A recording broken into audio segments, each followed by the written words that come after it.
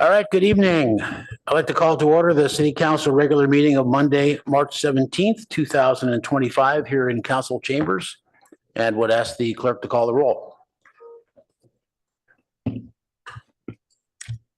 Councilmember Rectal. Here. Councilmember Lithcott-Haynes. Here. Councilmember Stone. Here. Vice Mayor Vinker. Here. Councilmember Liu. Here. Mayor Lowing. Here. Councilmember Burt. Here. For the record, all present. Okay, thank you.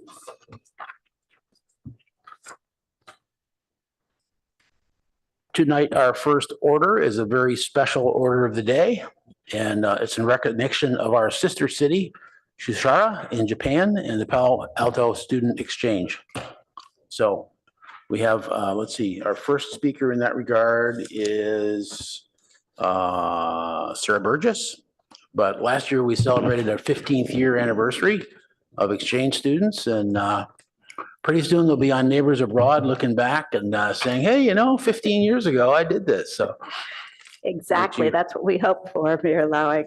Well, council members, Vice Mayor Vinker, Mayor Lowing, we're very, very happy to be here, and it gives me a great deal of joy to present 2025's class of student ambassadors from Sushiro, Japan, as well as their buddies who go to the middle schools here in Palo Alto, who will be going to Sushiro in June. This is a program, as you've mentioned, 15 years. We've been sister cities as of last year, but the program of exchanges goes back 32 years, started by a teacher in the Palo Alto schools. And other than the pandemic years for 2 years, it has not missed a year. So I'm happy to see such a happy and robust group of children, and we are happy to be supporting them. And we thank council and the city of Palo Alto for their support in this exchange. I'd like to introduce Kayoko Zeki-san, who's the Sushiro City International Exchange Division head, because she'd like to say a few words.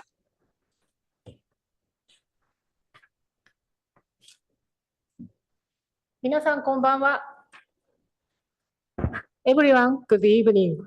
I am Ozeki Kayoko from Tsuchiura City. On behalf of all of us, I sincerely appreciate your time and consideration to have us here. We are all very honored to meet you. We are here in Palo Alto for student exchange program started in 1993. Actually, this program would not have made it without a big contribution of Neighbors Abroad members over the years. Especially the Vice President Evelyn Shimazaki and former Vice President Jennifer Brain-Rostro. They have made a significant contribution to keep this program successful. Here, we would like to show my deepest gratitude to them. Last year, we had 15-year milestone for our sister city relationship. It goes without saying that friendship has been raised by many of those who have connected with both cities. We are pleased to meet again with the former Mayor Greer Stone and the City Clerk Mahealani Ayun, who we met in Tsuchiura the other day. Also, we are honored to have Mr. Owen Bittinger as a guest runner from Palo Alto to Kasumigaura Marathon in April. Again, I would like to express my gratitude to the Mayor Ed Lowing, Ms. Sarah Burgess, the President of Neighbors Abroad, Ms. Evelyn Shimazaki, Ms. Jennifer Brain-Rostro, and all those who have been working so hard to build our friendship. I sincerely hope that the next generation will take over this exchange program to thrive our friendship to the future. Finally, let me express our appreciation again for having us here. Thank you. Thank you very much. And Mayor Lowing, Vice President Evelyn Shimazaki will read the names of the student ambassadors. Great. Hello, Mayor Lowing and members of the Palo Alto City Council. My name is Evelyn Shimazaki. I'm VP of Tsuchiura for Neighbors Abroad. I'm proud to present the Palo Alto students that are hosting this week, hosting Satura this week, and they are also going to Japan in June. So Ava Burrell, please stand and stay standing. Mila Rosen, Victoria Kislitson, Malaika Middleton, Madeline Chang, Anya Zhang, Adela Sojan, Mikhail Lamas, Joseph Greenkrug, and Austin Shavkoplas. Yay. Stay standing. Now I'd like to introduce, I'm honored to introduce the Satura students who are visiting us this week and who will be hosting Palo Alto in June. I have Koizumi Aoi, Chiba Erana, Yamamoto Yui, Masuoka Nayu, Yoshimura Nao, Otsuka Koharu, Hirakawa Mei, Itsuki Aida, Ishikawa Yukinori, and Ozeki Nao. And is Clyde Lopez here? Oh, is that? No, okay. Oh, I think, yeah. Okay, we have a couple of latecomers. Yeah. Okay. That's Malaika Middleton. Malaika Middleton and let's see, Malaika. And Masuoka Nayu. Thank you. Thanks, everyone.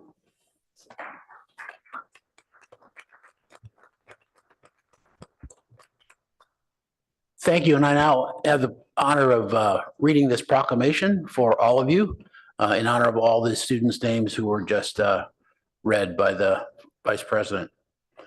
So we're welcoming the exchange students and chaperones, an acknowledgement of Palo Alto host students and student ambassadors. Whereas the exchange program between middle schools is the foundation of the sister city relationship to promote international and intercultural understanding. And whereas Palo Alto and Satura have engaged their middle school students and their families in cultural and educational exchanges. And whereas the opportunity to host Satura students here and send Palo Alto students to Satura, Japan, has proved to be mutually beneficial. And whereas the city of Palo Alto thanks the city of Satura for their warm hospitality extended to Palo Alto students since 1995.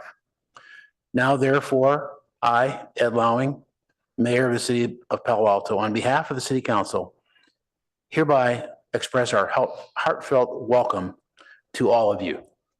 Thank you. And we further recognize with pride our own students as student ambassadors of the City of Palo Alto, whose names were also read. So this is presented today, March 17th of 2025, and we'd be happy to welcome you up on the dais to join us for a photo and the official presentation of this proclamation. Come on up.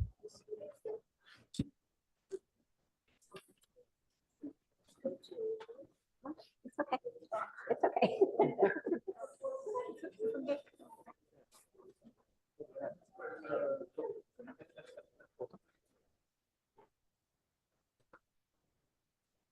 It's okay.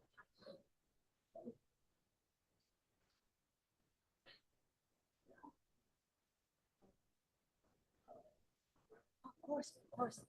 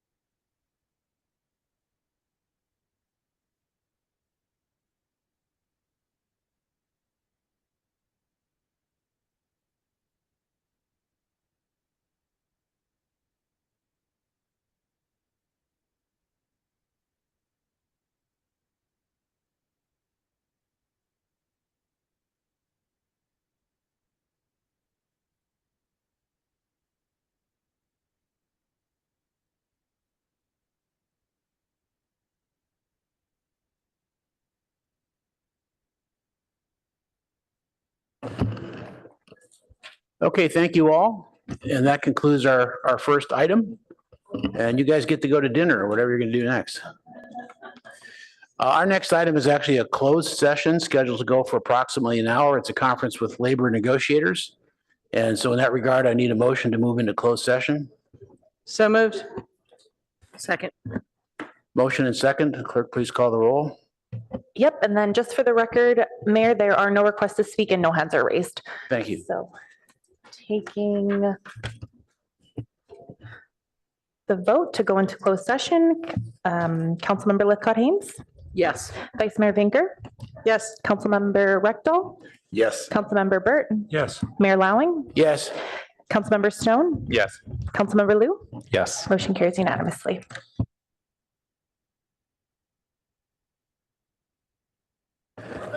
The estimated time is 1 hour, but we are not tied to that, so we can't predict exactly.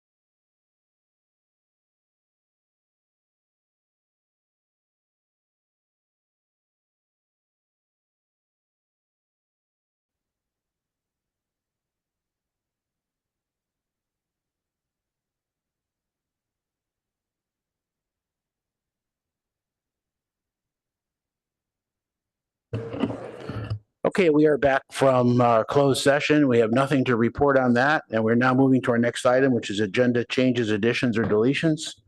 City manager. No changes to your agenda this evening, Mayor? Okay, so the next item is public comment, and we'll see how many speakers we have for the city clerk, We have 6 requests to speak. and no groups. Correct, no groups. Okay, then we'll stay with the 3 minutes, and as always, we welcome shorter commentary than that, but go ahead. Our first speaker is Sven T. Sven T. Moving to our next speaker, Avram F.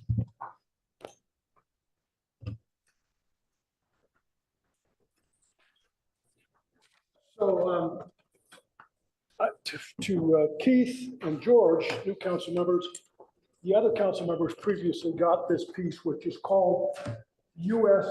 Bombs Gaza, okay? And Keith, we may at some point actually get to rename this, depending on what the evidence shows. Keith Rectal bombs Gaza. And why do I say that? Well, you're an aeronautical engineer that works for Lockheed, and we'll see what the circumstantial evidence says. It points in that direction, but we'll see if you're complicit with the war crimes that are going on in Israel, and we'll explore that. Now, there's a second piece. I gave a small color version to the 3 Stanford graduates. This piece reads, touting free speech, and it talks about the University of California and Stanford, while gagging students, faculty, and staff. So the 3 Stanford graduates, Julie, Keith, and George, each got a color copy, and the rest of you got a small postcard, black and white copy. Now, something interesting occurred to me in the last month or so. I encountered an individual who's very close to Palo Alto politics in a social setting, you know, even a church, or maybe it was a synagogue, and we greeted each other respectfully. And shortly thereafter, the person almost gratuitously said that, you know, my criticisms of Mayor Ed Lowing have been over the top, something to that effect. And I'm thinking to myself, you know, I got to wrap my brain around this. This guy, Mayor Ed Lowing, and his ilk have driven the genocide in Palestine, and I'm the bad guy for criticizing Lowing and the Zionists in this community that drive this genocide? Oh, please. And let's put it this way. I love that person. I really do. We're not in the same political arena at all. We have a substantial distance in our politicking, but I love her all the same. We're not like going out and having beer together or drinking buddies. You know, we're not like that kind of friends. But people often ask me, why am I so critical of individual council members? And my answer is this: I don't want y'all to be able to hide behind the mask of anonymity and said I was never called out by name as being complicit in the genocide. So you all get your opportunity. And I don't know, you know, George, you'll even probably be in the spotlight at some point. But right now, I don't want Venker or Stone or Burt to say, I didn't know that I was being complicit by not speaking out against the genocide. Y'all know, you're on the record. Thank you. Our next speaker is John M. I'm not John M., I'm Melinda M., and he'll be right back, but I'm going to talk about a different topic. So our cars have been hit 5 times for catalytic converter thefts. I've talked to the police department, and they suggested to me that I come and talk to the city council, which I'm not sure why, but anyway, I'm doing it. So I just found out today that there have been 663 catalytic converter thefts in Palo Alto in the past 5 years, which based on what it's costing us per car, like $3,500. Last time was $3,700. So we'll just call it an average of $3,500. That's $2,350,500, something like that. So it's our most recent theft was February the 7th. We had catalytic converter shields installed under our cars. Our neighbors have been hit 3 times, and when I talked to the police department, they told me to talk to the city council, and I've yet to get any information from the police department, which I've requested, as to what they're doing. So in the most recent theft, the police followed the car that stole the catalytic converters, but then we were told that they couldn't chase them, so they got the license plate number, and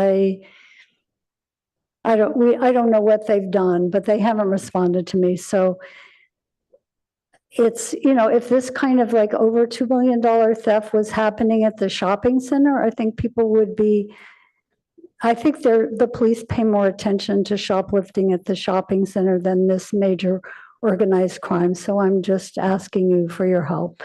And thank you. Thank you for letting me say this.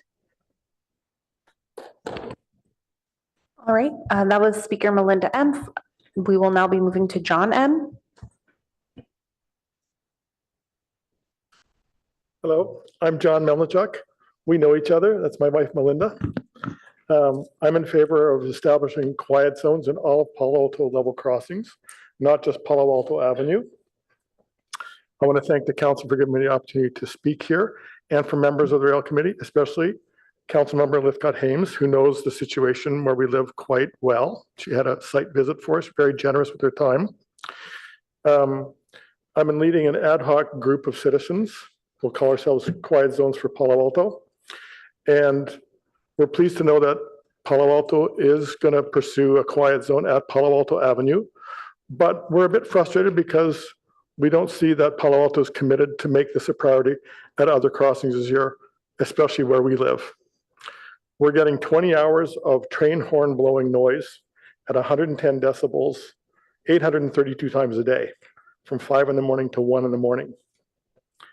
And that's punishing for us. That's about the sound of a leaf blower, a gas-powered leaf blower, which is banned in Palo Alto because it's too noisy. Freight trains come at about 11 o'clock, 12 o'clock, and 3 in the morning. It's much better since the electric trains came in, but I would say it's less intolerable. So please, would council consider making quiet zones in other crossings in Palo Alto a priority in this budget year?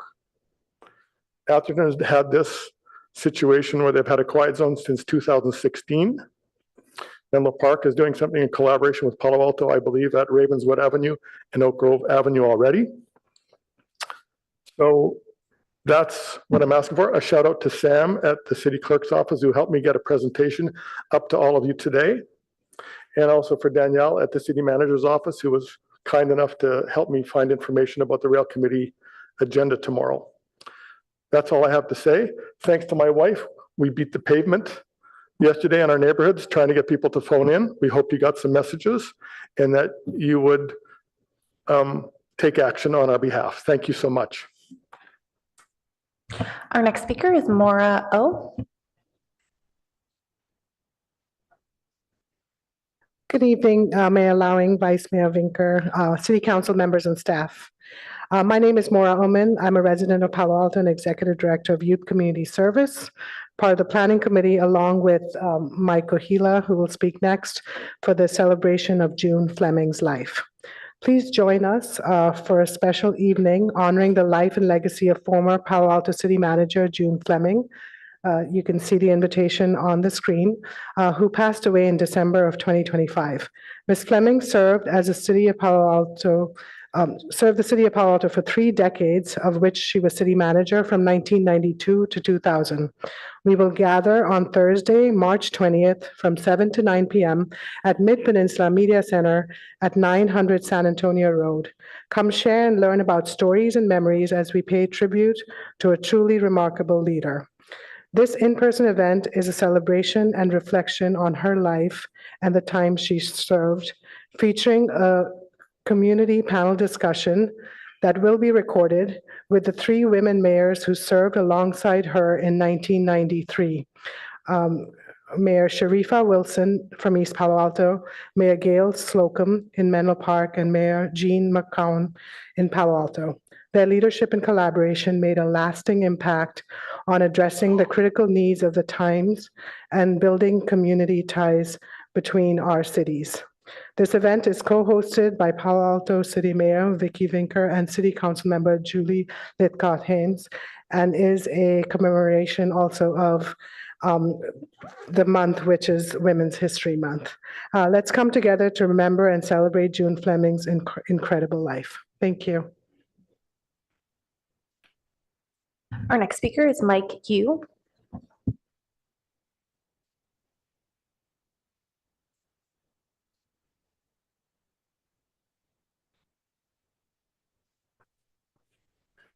All right, good evening, Councilman, Mayor and council members. I'm also here to reiterate what Maura was talking about from the production point of view and the media center being a platform of bipartisan politics, art, religion, and all of those things that are sometimes we take for granted here in America, that we have this chance to express freedom and free assembly. So just wanted to just as a reminder, and also as part of National Women's Month, it's important for us to have a moment where we could allow everybody a chance to shine in the sun. Also, it's invitation to everyone in Palo Alto and East Palo Alto is also a nice bridge between all the communities, and also to commemorate women from the past who helped us be who we are today. And so come on by and maybe we can learn something about it. Have a good night. Our next speaker is Dr. D.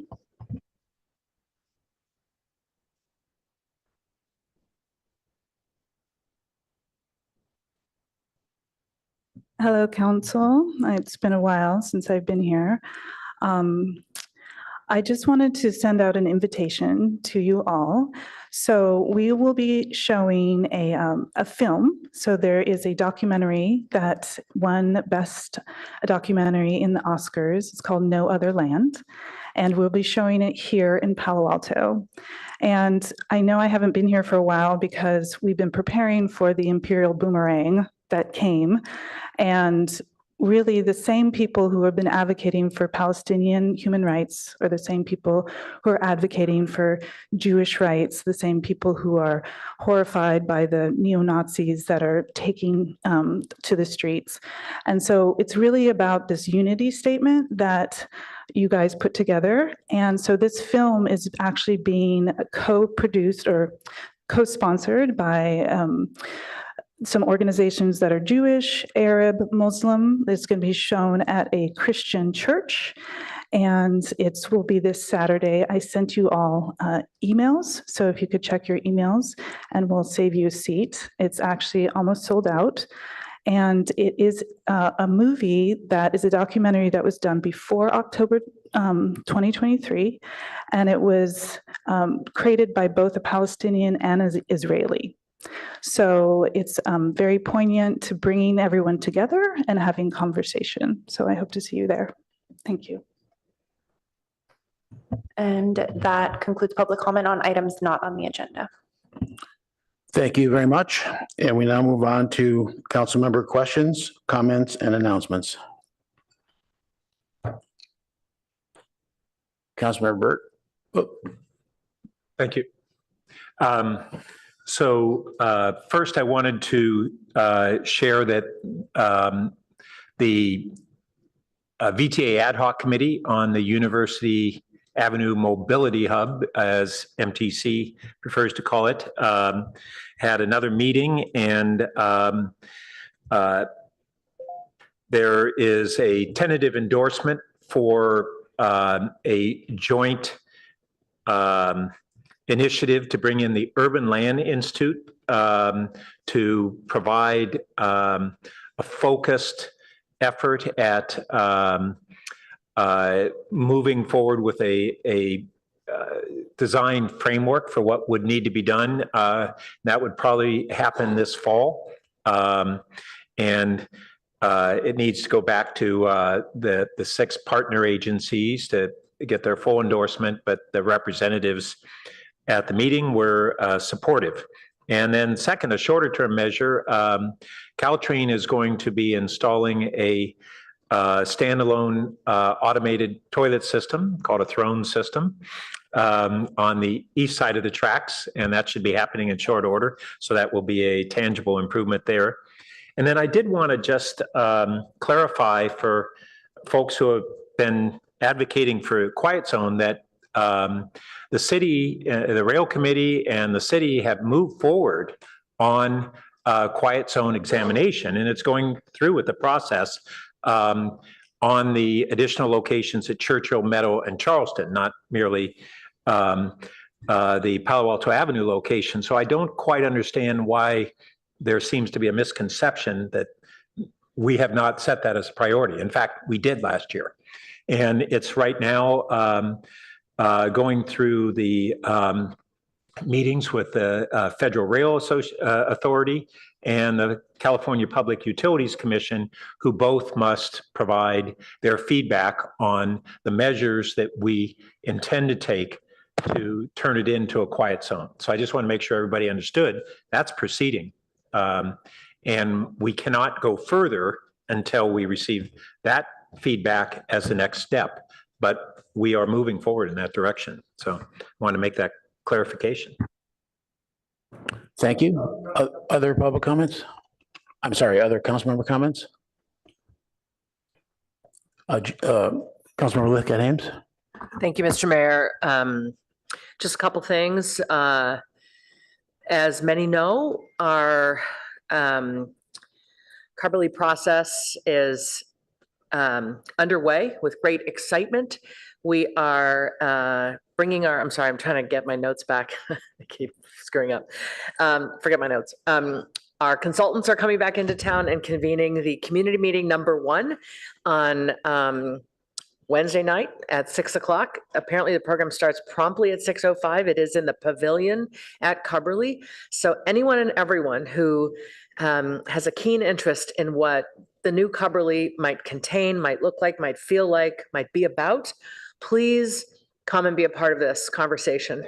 It is a grassroots community effort to redesign and redevelop a really critical place in our city that we all cherish and that needs a makeover. So please come if you're interested. There'll be 2 more sessions after this one, but I don't want you to miss the kickoff. I want you to feel like you've been a part of it, this phase of it from the beginning, even though this phase of it is building upon everything that came before, of course.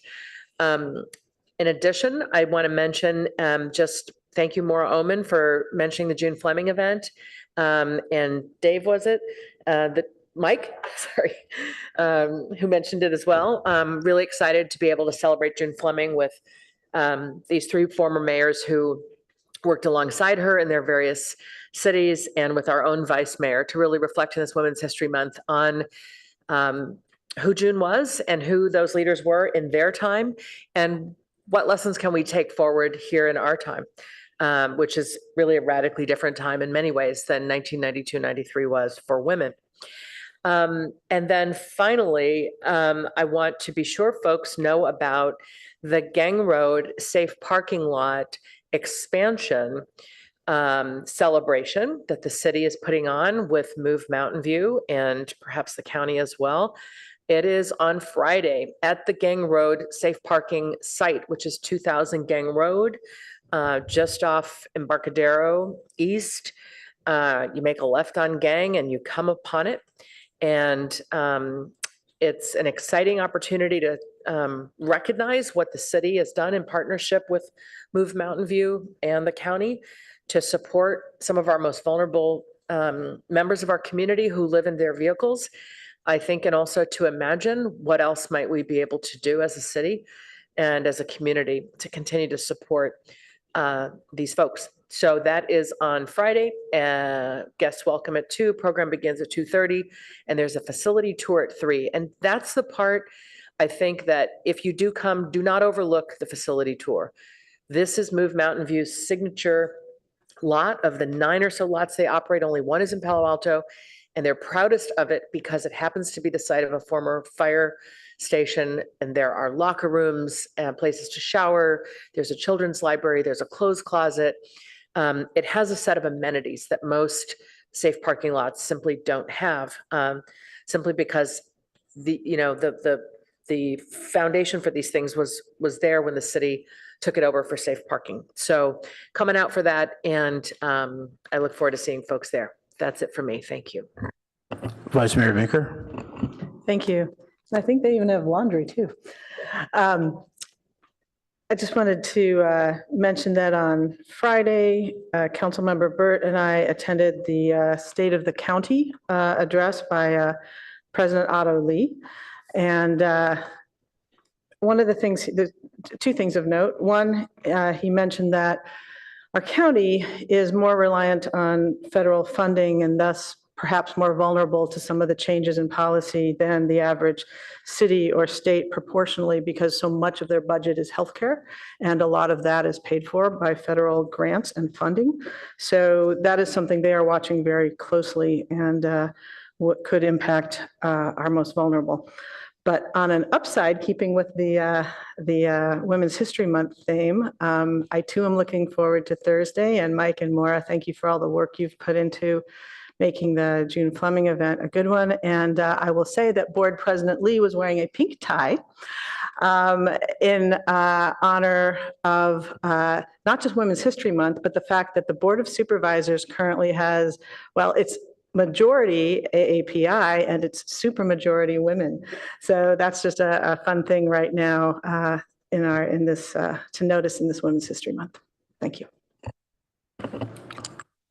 Okay, see no other lights. We'll move on to our next item, which is a study session with Palo Alto Youth Council, who will be kicking that off.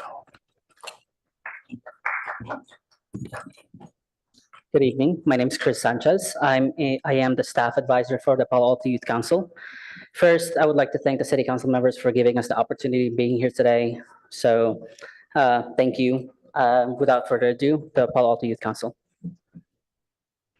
Good evening, Mayor, Vice Mayor, and council members. My name is Natia, and I am the president of the Palo Alto Youth Council. Thank you so much for your time today. We are so excited to tell you more about who we are as a council, how our year is structured, and some of the really amazing events and initiatives that we've planned for this year. So Priscilla, who is our vice president, unfortunately, she had to leave earlier today. And we both worked, we were both elected in last year's term, so April of 2024.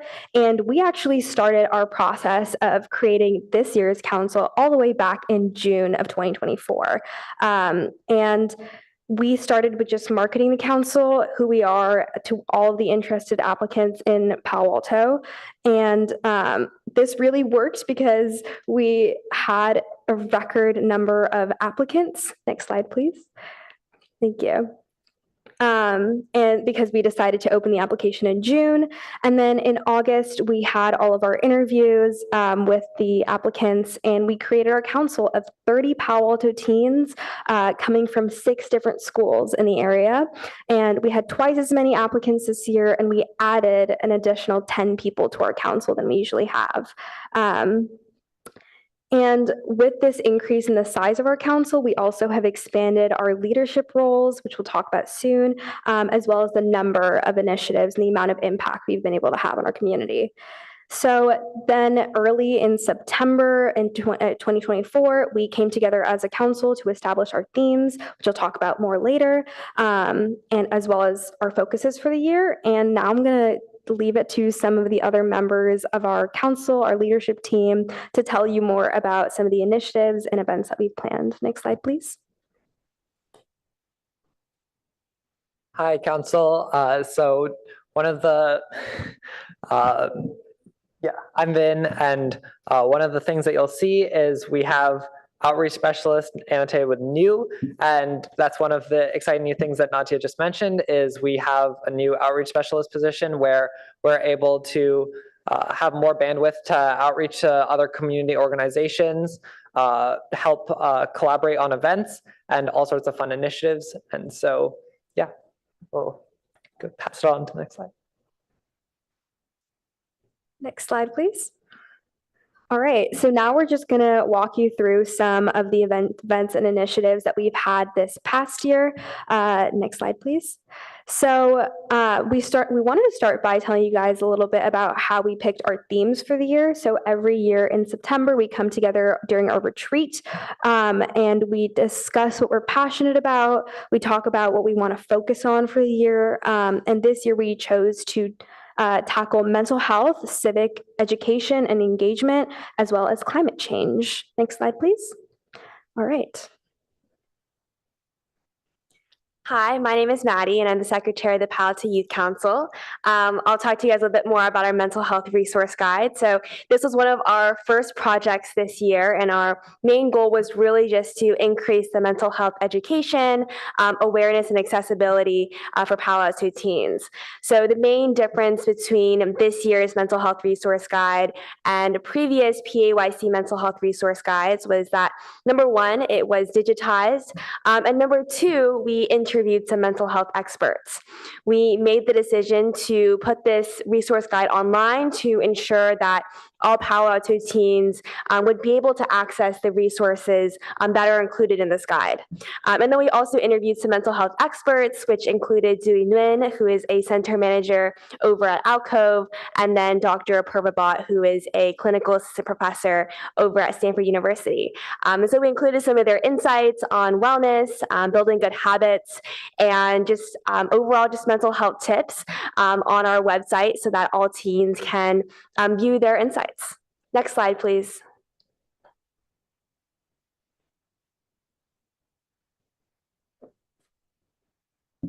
Then this year we also had an initiative on substance abuse.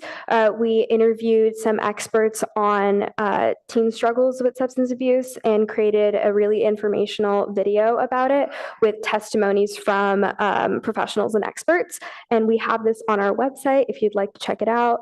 And so this was just part of our mental health kind of goal of educating youth in our community about this issue because it is really prevalent. Next slide, please. Hello, I'm McKenna, and last December we hosted our biggest event of the year, which was our final study cram slam. And over the course of 3 days, we provided over 260 teens with academic support, anxiety relief, and community bonding, featuring a game room, quiet room, food, drinks, free tutors, and therapy dogs. Next slide, please. Hi, I'm Camille. I'm one of the public information officers, and we held our Civic Impact Summit early of last month. And we're super excited to host a bunch of really amazing guest speakers, including political science professors at Stanford University, and also showcase some of PYC's work, including our youth issue census, which we'll talk about later. And I think overall we were able to reach our target audience of raising awareness in youth, and we hope to continue this as an annual event in the future. Next slide, please. So our first event of the year was the movie night. I'm Malcolm, by the way, the public information officer. So our objective to really just to increase community bonding and mental health aspects and reach out. And so we had a free entry, free snacks, popcorn, hot cocoa, chips, you name it, we have it. And it was honestly really great. We had a lot of people turn out, and it was honestly we started off the year with a bang, and I honestly had a great time running it as well. Next slide, please. Another event that we hosted this year for the second, I'm Natalie, and another event we hosted this year for the second time was a college admissions panel, and we had speakers that are current college counselors and former readers, one from the UC system and one from Rice University. And we know that this is a huge area of stress for teenagers in this area, so we wanted to do a Q&A, answer some questions, and hopefully give some strategies to make the process a little more approachable. Next slide, please. Thank you. All right, so now we are going to be walking you through some of our events that haven't happened yet, but they're on the books for the rest of our term. Next slide, please. Hi, my name is Melinda, and a new event we're having this year is Pancakes and Pickleball. It's happening on March 29th, and it's Saturday morning, and it's a new event that will connect the city council and teenagers in policy conversations, pickleball, and breakfast. I believe that Councilmember Stone and Lou are planning on attending, as well as reps from the Park and Rec Commission. We would sincerely love to see you all there. Thank you. Next slide.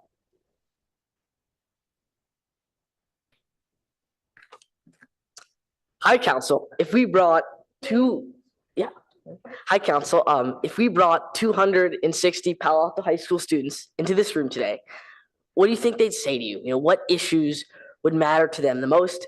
My name is Charlie, and this year at PAYC, we distributed the inaugural Youth Issue Census. We gave the survey to the Palo Alto youth community, and we did this to better understand the youth experience in Palo Alto and what they want their city leaders to pay attention to. So here are a few takeaways, and we've also shared the report with you. So first, Palo Alto youth feel safe. Almost 99% of Palo Alto youth report feeling moderately to very safe in the city. And Palo Alto youth view biking as one of their most critical modes of transportation. They want bike lanes expanded and safer. Second, youth are looking for a continued and more ambitious push on sustainability and climate action. Third and finally, and a little bit as a point of concern, most youth don't feel civically engaged. They don't understand what the council does, and they don't believe their voice can impact some of these decisions. So this data underscores the importance of the work that we've done this year and must do in the future to connect youth with the city council and to continue building a strong, engaged community. Look forward to your feedback. Thank you. Next slide, please.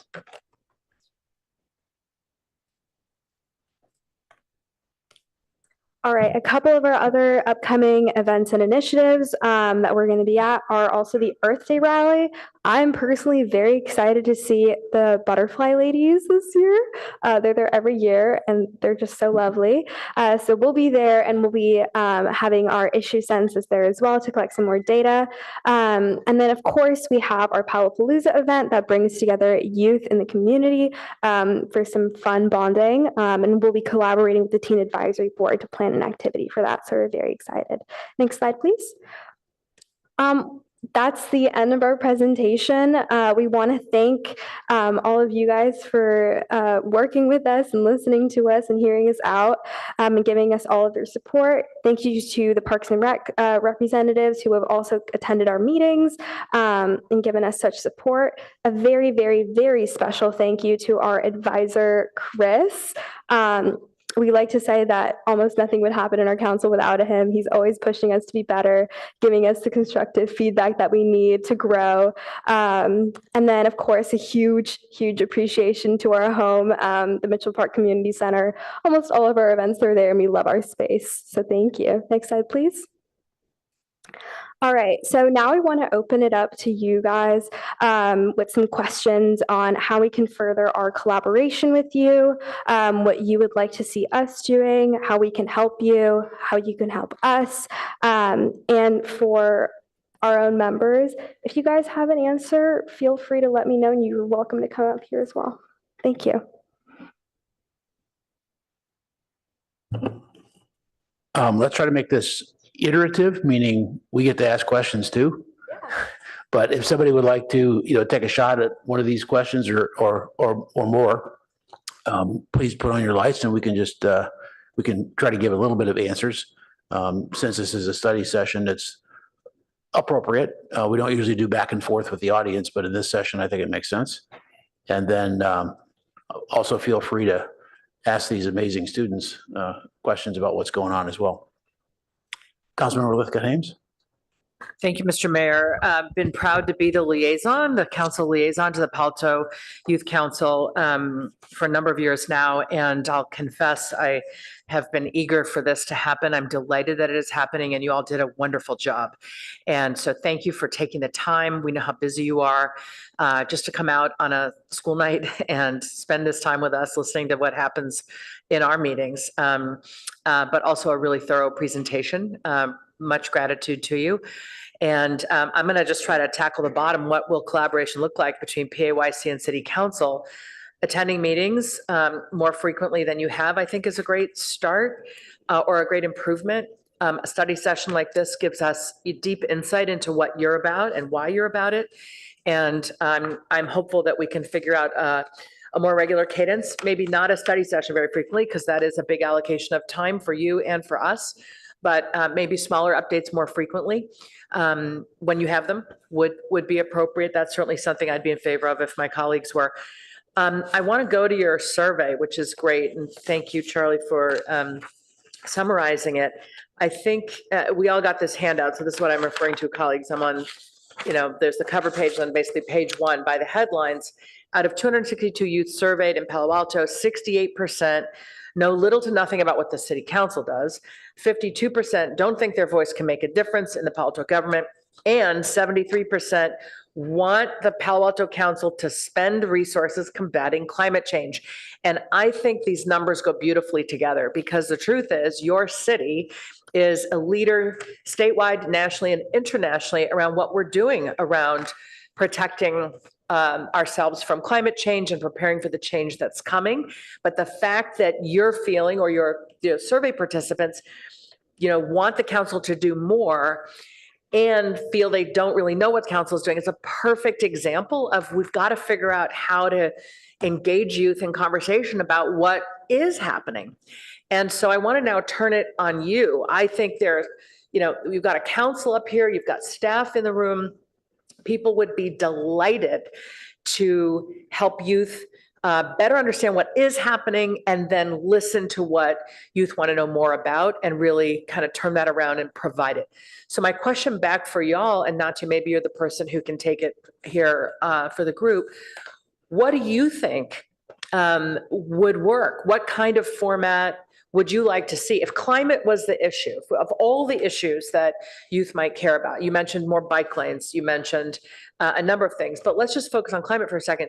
What might you propose that we do that's kind of measurable and achievable and something we could pull off fairly quickly to help more youth be informed about what's going on climate and for us to listen to youth ideas on climate?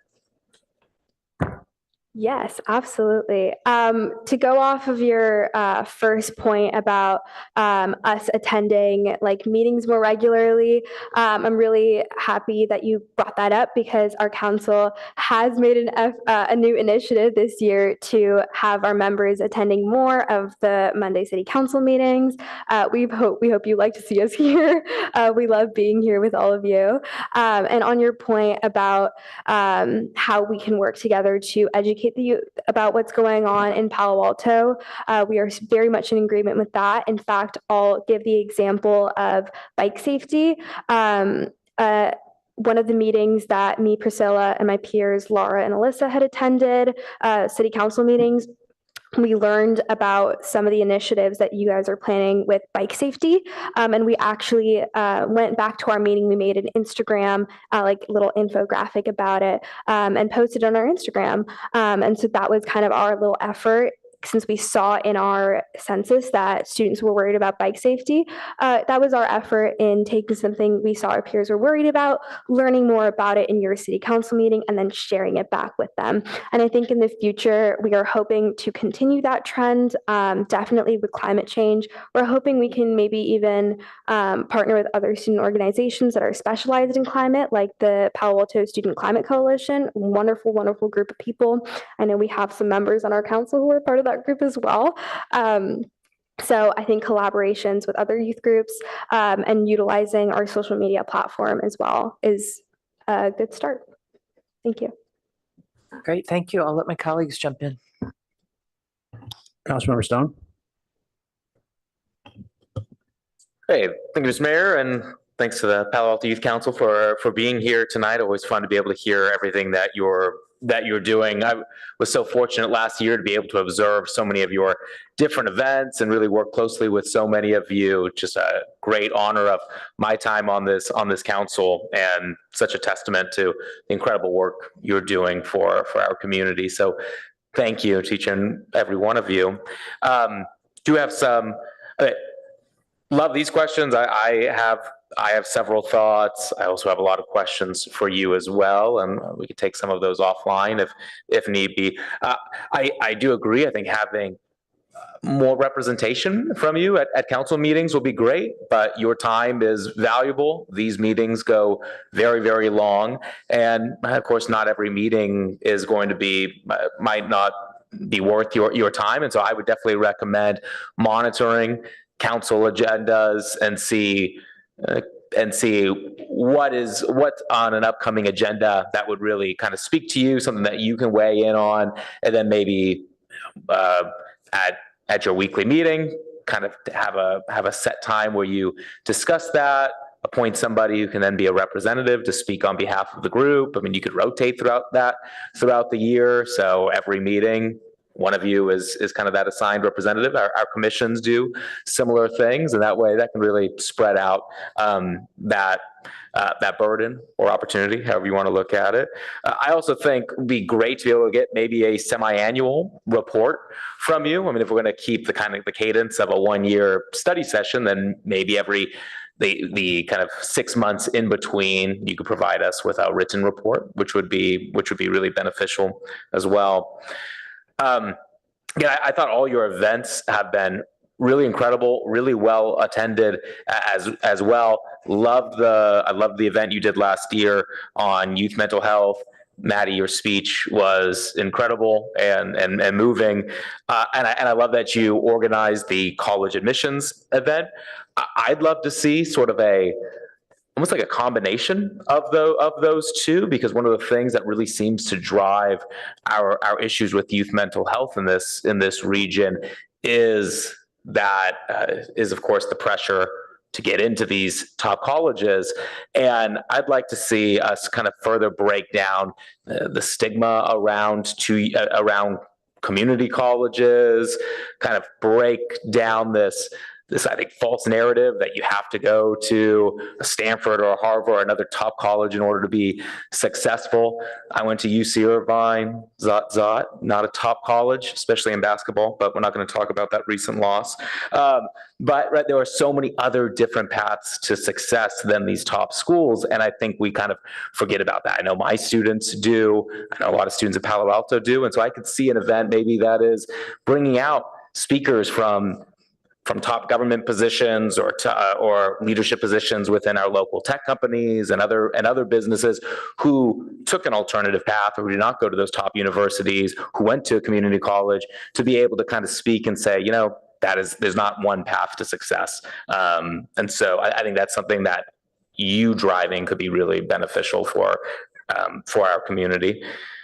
And then a couple questions. Now, I'm curious what you need from the city or from the city council in order to be able to better do your job, to be able to reach more students. And so if you had kind of a top request, and I love what you're focused on in the census report, but if you had a top request from us on how we can kind of further leverage your job. Hello again. My name is Chris. I just have a quick answer to we call it the PATS or the career structure event. We are actually planning one at the end of May. We're still, playing around with the name, but the goal of the event is to, promote different paths for students, more away from the like the STEM related jobs. So we are planning on inviting some careers from either plumbing, electricians, either from city government as well, PD, fire department. So the structure, we're still in the planning process of having maybe a Q&A panel, having different booths of either different schools that would like to provide information about it, how they can get into that career paths, or also demonstrations of the other careers from those different jobs as well. At the same time, it's still in the planning process. Like I said, we are planning on having a resume building workshop or a interview workshop for young adults and teens at this event as well. So I thought I would, let you guys know. Thank you.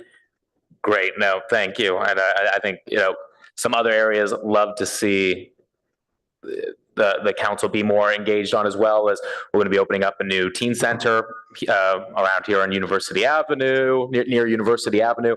Would love to be able to get your insight into how we're going to design and program that space. I think that's going to be great. And there are just so many additional opportunities coming up as well for greater youth engagement, to be able to design more third places and opportunities for young people to just be able to enjoy this community that you grow up in. So, right, we got the Coverly Community Center coming up, San Antonio area plan, California Avenue, reimagining University Avenue as well. So I think it's an exciting time to be on the Palo Alto Youth Council, because there's so many things that are be coming forward to this body that having your feedback on would be really beneficial for us as we plan a community that's going to be just kind of accessible and beneficial for all age groups and all abilities. So thanks for all the work that you're doing. I have some other questions, but I know how to get a hold of your wonderful president, so I'll follow up. Sounds like you might have another advisor here. Pretty enthusiastic. That's great. Really good ideas too. Councilmember Rectal. Yeah. Back years ago, Mayor Lowy and I were both on Parks and Rec, and we oversaw a lot of recreation programs. And what we really wanted to do is get a wide variety of people, all different ages and groups. And one area we really struggled on was the teen. Had come up with good programs that would interest the teens. And part of it is we just don't know what teens want to do. And so, the best programs are ones that percolate up. If we sit down and say, here's a program for you, that's not going to be nearly as likely to be successful as if you have an idea and say, hey, we have an idea. Can you work with the city? We need a facility, or we need a little money. Those are the best option. And then you can get critical mass and really make it successful. So we really want ideas for recreation programs that would interest the students at our high schools and in our junior highs. So, and any other, it doesn't have to be a recreation program, but any other type of activities that would get the teen audience. And communications channels there is either the chair of the PRC, Parks and Recreation Commission, or Kristen O'Kane, Director O'Kane, who's sitting in the back, that runs the Community Services Department. So she likes new ideas all the time. So Vice Mayor Vinker. Yes, thank you. And thanks to all of you for being here tonight. It's really encouraging us to see you and your enthusiasm, and people who care to hang out in chambers with us is a good thing.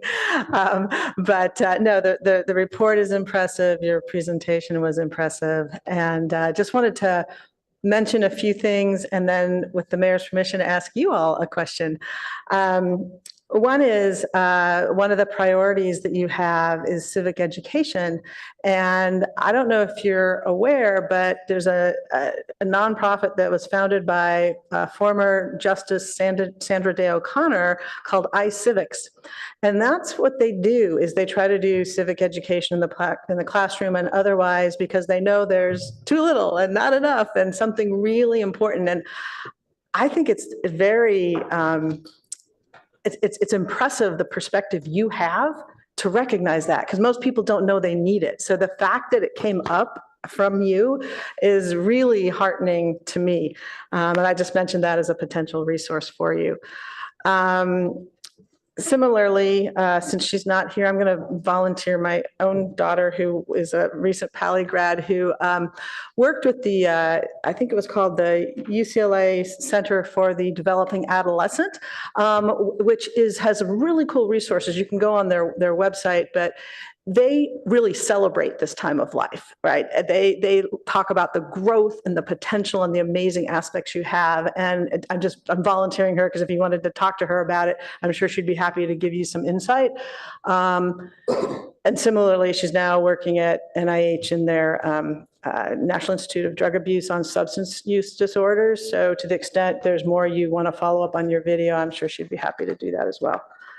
Finally, I am thrilled to hear about all this enthusiasm about climate. the three of us here at this end of the dais, we are your climate committee here. And we're very excited about it too. And we know that you all are the future. You are smart about this issue. You will keep us going and keep us honest on it. So yes, PASC is amazing, our local youth climate group. But also I wanted to lift up, there's the Silicon Valley Youth Climate Association, and they do an annual summit in August. And hundreds of people come.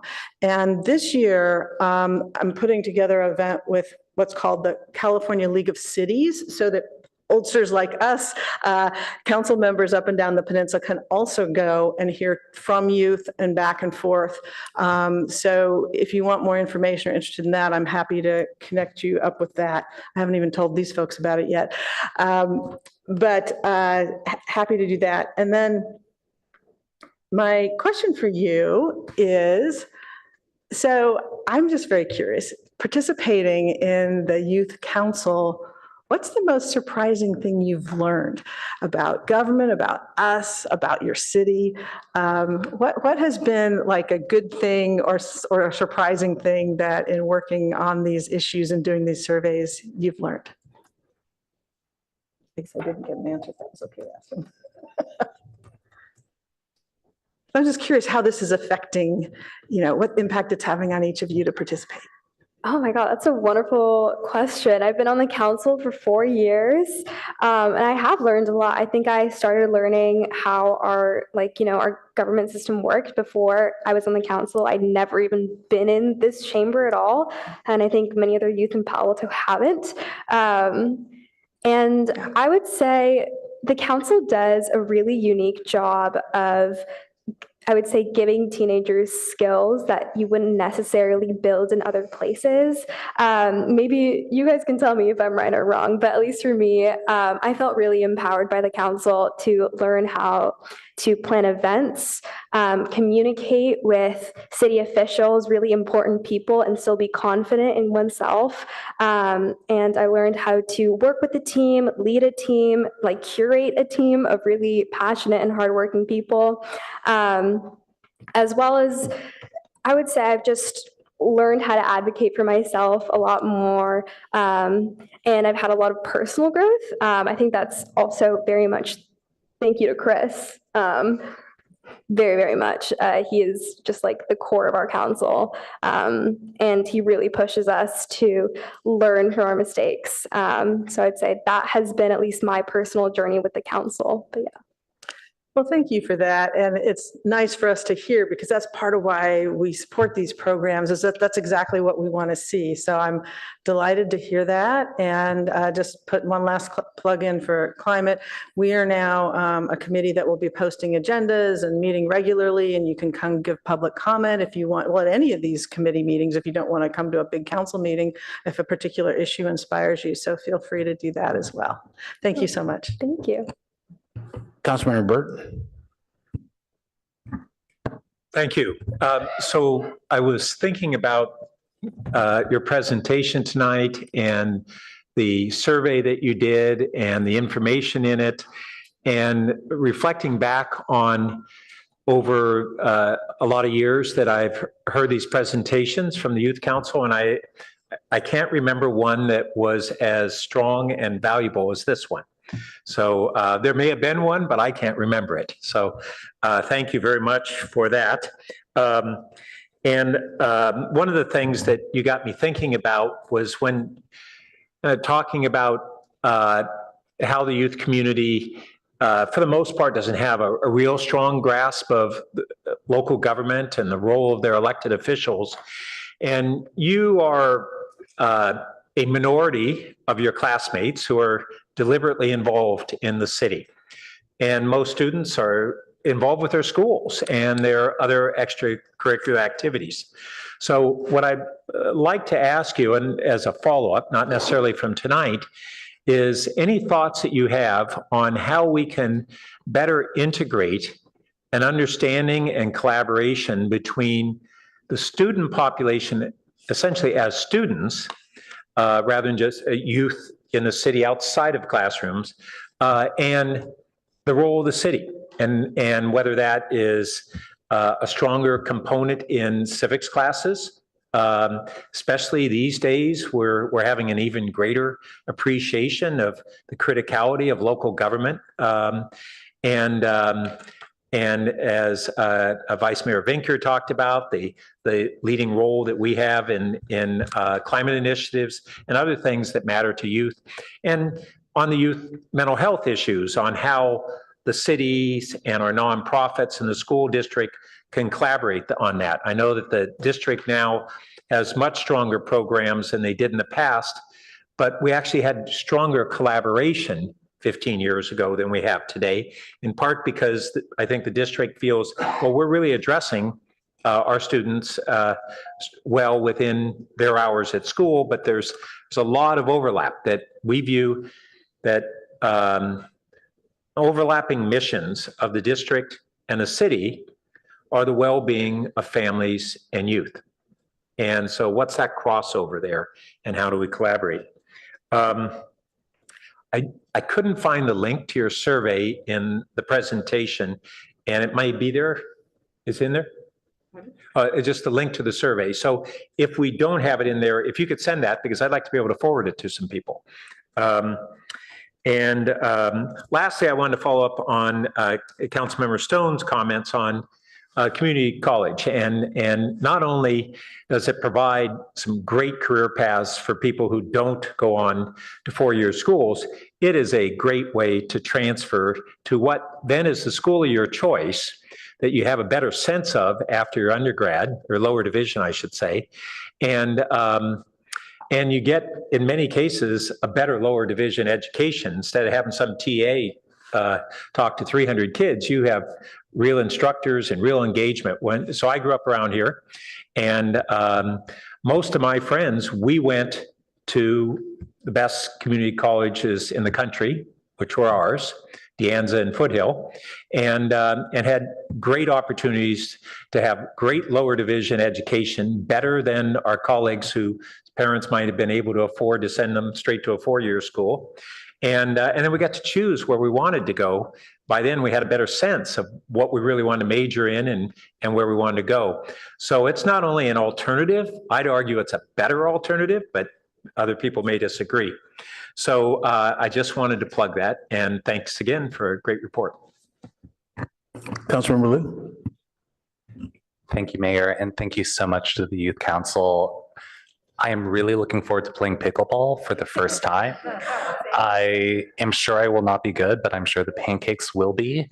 And I was really happy to hear about the programs for mental health, for substance abuse, on climate, and like other council members, really excited that you're planning a further event that will cover community colleges, that will cover trades. Yeah, let me know if I can help in any way referring people to speak. There are so many amazing opportunities through trades or through community college institutions. I firstly, or more generally, would love to hear more feedback on how we can better support the Youth Council.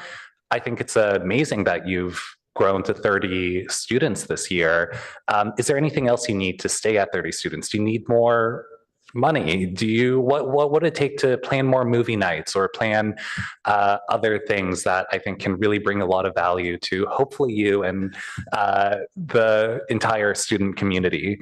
I think having that kind of context, having asks for space for anything really would be really appreciated. And you can, chime up now or message us offline, or just bring that up when you come to us next. I did have one concrete question, and this is also something we could follow up offline on. In the end of the survey, there's an action section, and I think there's some things that I can really grasp, like the need for more downtown vibrancy and third spaces. But there are also some points about bike transportation and homelessness, where I'd be curious to hear what the general perspectives are in more detail from the survey are. And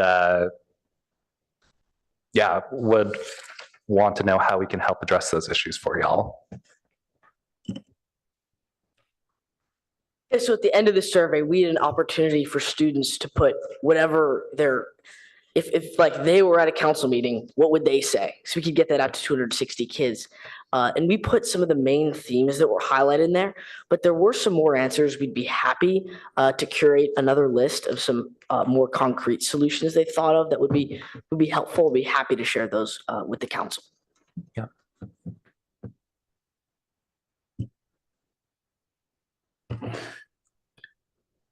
You guys and girls did a phenomenal job of the presentation, but the content underneath it. I mean, the work that you did on that survey, that's pro. That's really pro. You know, and our city manager needs a lot of consultants on surveys, and this is just first rate. I mean, you got a lot of folks. You talked about the spread, you interpreted the data, and you did it in less than 100 pages. It's just really great work. I'm just stunned and happy about that. I want to let you a little bit off the hook on one issue. You know, you're saying that you're just shocked that a lot of the youth is not involved. A lot of the adults aren't involved either.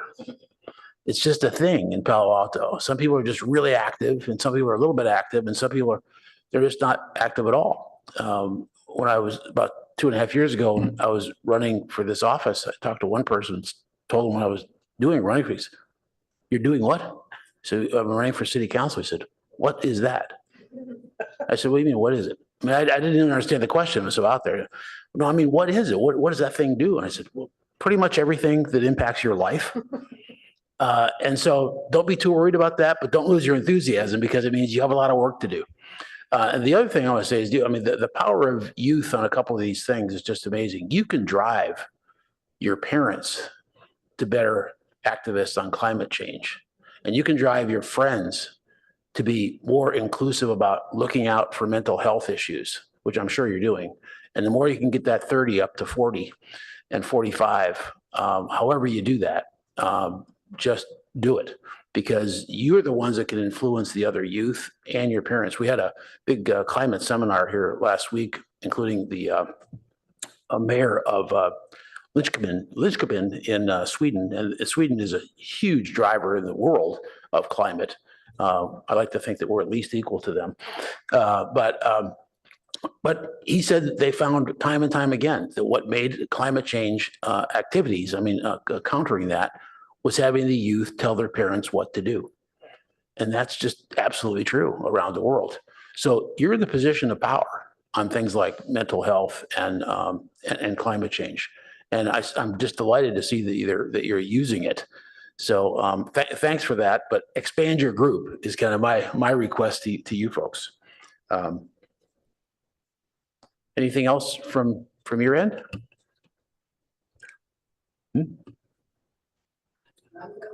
Yeah, on this.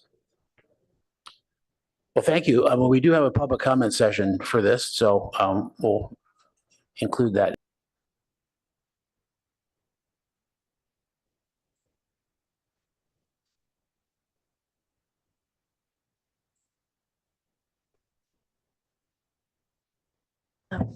There's an interest from the Palo Alto Youth Council to take a photo with the council members. Are you all open to that? We may have to come down there. We'll But let's go with public comment first. Yeah. So our first speaker is Bing W. Good evening, Mayor Lawing, Vice Mayor Winker, and all the esteemed city council members and city staff. My name is Bing Wei. I'm here tonight as the youth liaison for Palo Alto Parks and Rec, and delighted to be here with our youth council, and also a mother who has raised my family here in Palo Alto for the past 20 years.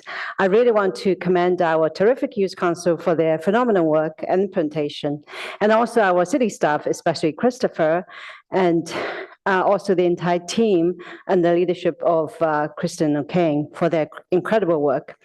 I was also delighted to meet the Japanese delegation last few days, just missed their photo opportunity over here earlier, but it was such a joy to welcome them And also, as a board member of Neighbors Board, I'm looking forward to the downtown youth center opening, and it's heartwarming that our city can provide these amazing opportunities for our youth. However, as you know, our community just suffered another heartbreaking loss for a Pali student. This tragedy is also a stark reminder of the urgent need to address more youth mental health, both empower our youth and also supporting our youth council's work. So I've been really, really heartwarmed to have, understanding we have made strides in raising awareness for youth mental health, especially thanks so much to City Council member and former Mayor Stone, the tremendous effort you've done last year, but we still need to do more. As a park commissioner and someone who loves nature, I've been thinking about this new idea, as Mayor mentioned, we like new ideas, such as how to take our youth and the seniors to our nature. Say, Foothill Park, one of our most cherished nature space, can provide healing for our teens, and studies shows that too. They improve mood, build resilience. So I'm wondering if there's a possible, if budget allowed, we can take our youth and seniors to Foothill Park or Bayland with a shuttle on a monthly or weekly basis. We miss the shuttle we used to have, and these benefits will be for our teens. It's a chance to step away from the academic pressure, reconnect with nature. For seniors, it's an opportunity to get outside, socialize, stay active, and provide cross-generation learning wisdom to our teens for a more connected community. So this is just a new idea thinking through in my head, and we could start with a 3 to 6 months pilot program, maybe this summer or later, and this also a very low risk, high reward opportunity, because we basically bring our free shuttle back, but focus on bring them to nature. So in summary, Palo Alto has always been a leader in innovation and equity. We could take this step to ensure our parks are more accessible to all, supporting mental health for our youth and the well-being to our seniors. So together we can create a more healthier and a more inclusive community. Your time is up. Thank you for your time and consideration. Thank That you. concludes public comment on study session item 3. Okay. Yeah, I think maybe we could just squeeze up here like we did with the earlier Japanese students. So why don't y'all come up and form two rows.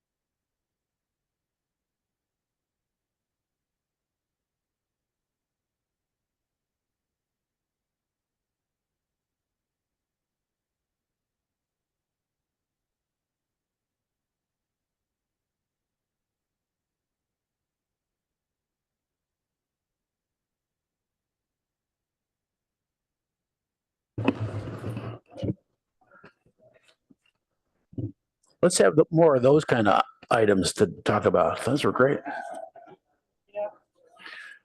All right, next we're going to move to our consent calendar. Items 1 through 9. Public comment? Sorry, Mayor, just correction for the record, items 4 through 9, and there are no requests to speak and no hands are raised.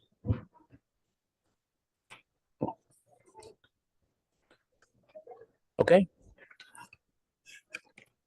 Any comments from council members on, oh, Councilmember Lou, is your light still on or did I not turn it off? Okay. All right, either comments on that or a motion to approve?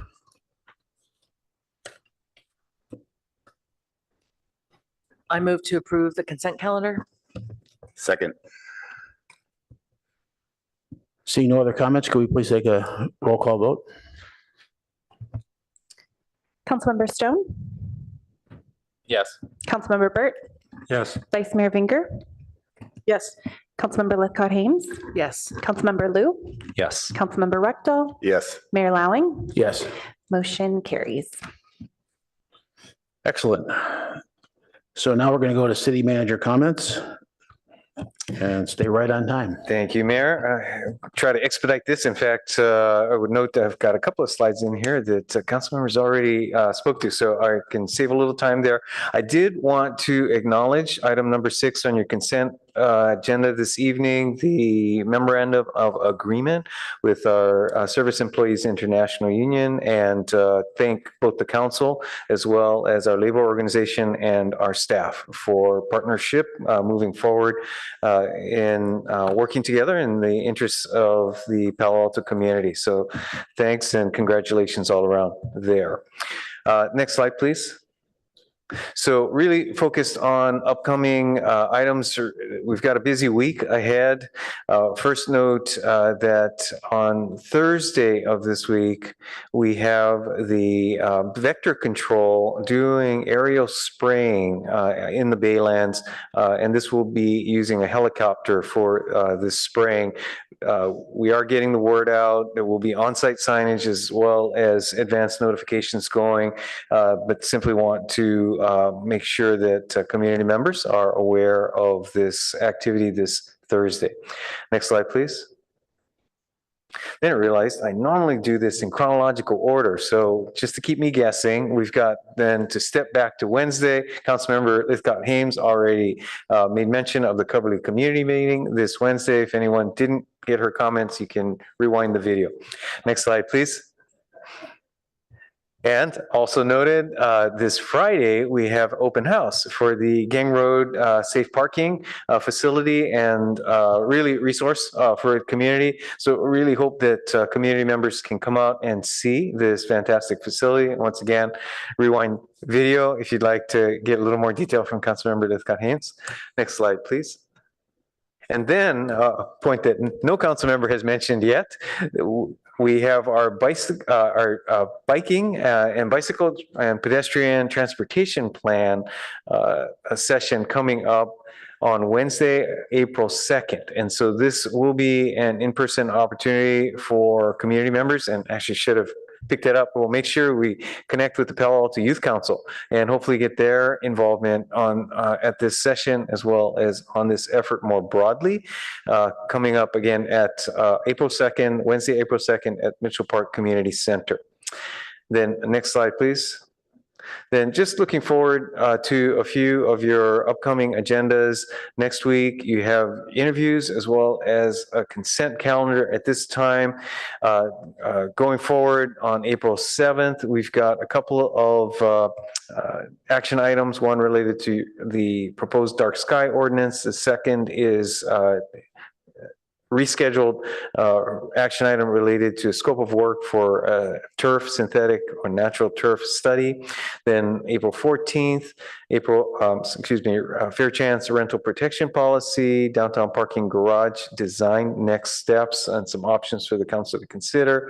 Then the proposed development at 70 Encino.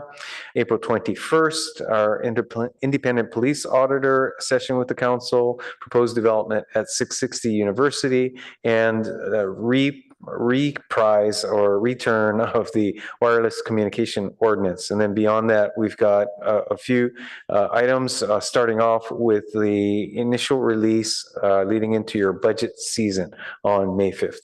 With that, Mayor, back to you. That completes my comments. Thank you. Any questions of the city manager? All right, we're scheduled for a break now, but I'm going to suggest that we go on to our first module for the evening of objectives. If that's all right. So we will Harriet, and our Assistant City Manager, Lupita Alamos, join me here in a minute and can give you a quick orientation on where you left off and what's ahead. Actually, while you're getting set up, you want to go ahead and get set up. I did just want to comment and reflect on your last discussion and a recognition that some of the discussion pointed out an interest in having more of a strategic view on some of the items rather than what can perhaps feel like a list of tasks. Did want to just provide the context that as we go through each of the categories of your priorities, in the case of economic development, we actually have a economic development strategy, and I think we did not sufficiently reflect on that.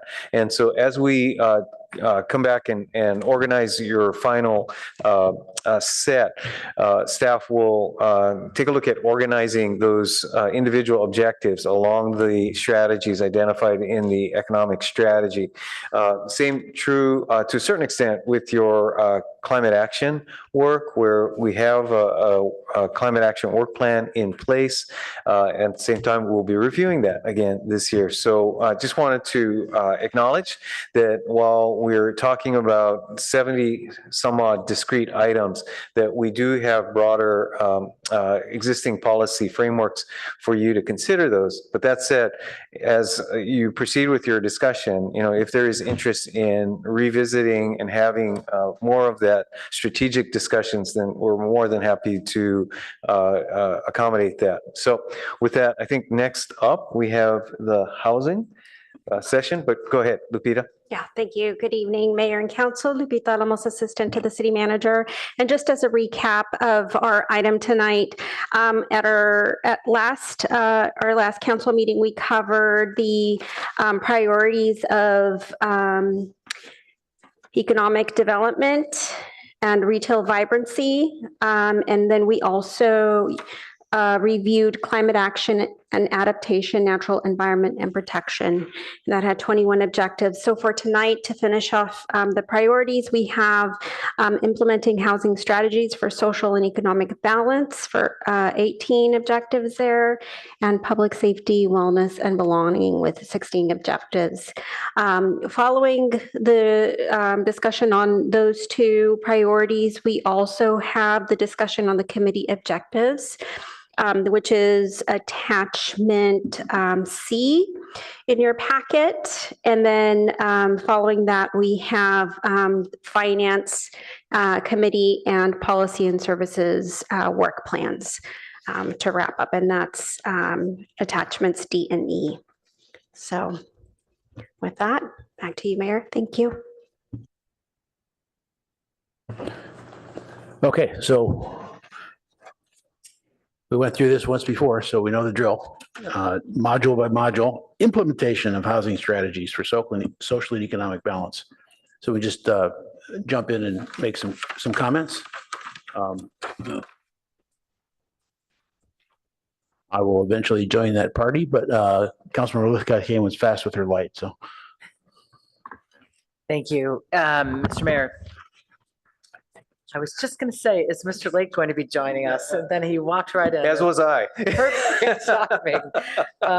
Okay, so here we are on the third of the fourth, implementing housing strategies for social and economic balance. And the first thing that I want to note here is the remarkable fact that items 53 and 58 do check all boxes, all four council priorities. I think I made this point last Monday, which is what a signal it sends when one of these 68 items manages to hit all four priorities in some way, shape, or form. I urge us to pay greater attention to those items that do, because I think when we're trying to figure out what to prioritize when resources are tight and shifting, it's a lovely indicator that something is clearly on point in terms of furthering the city's goals. I want to note tremendous excitement for item 55 that for some reason I had not registered before, if we'd been given it before. Present an ordinance to council that supports innovative housing structures, creates zoning incentives, or update development standards to support. If I had memorized the housing element, I'm sure I would have remembered 6.5. But seeing it here just just delights me, and super excited it made the cut.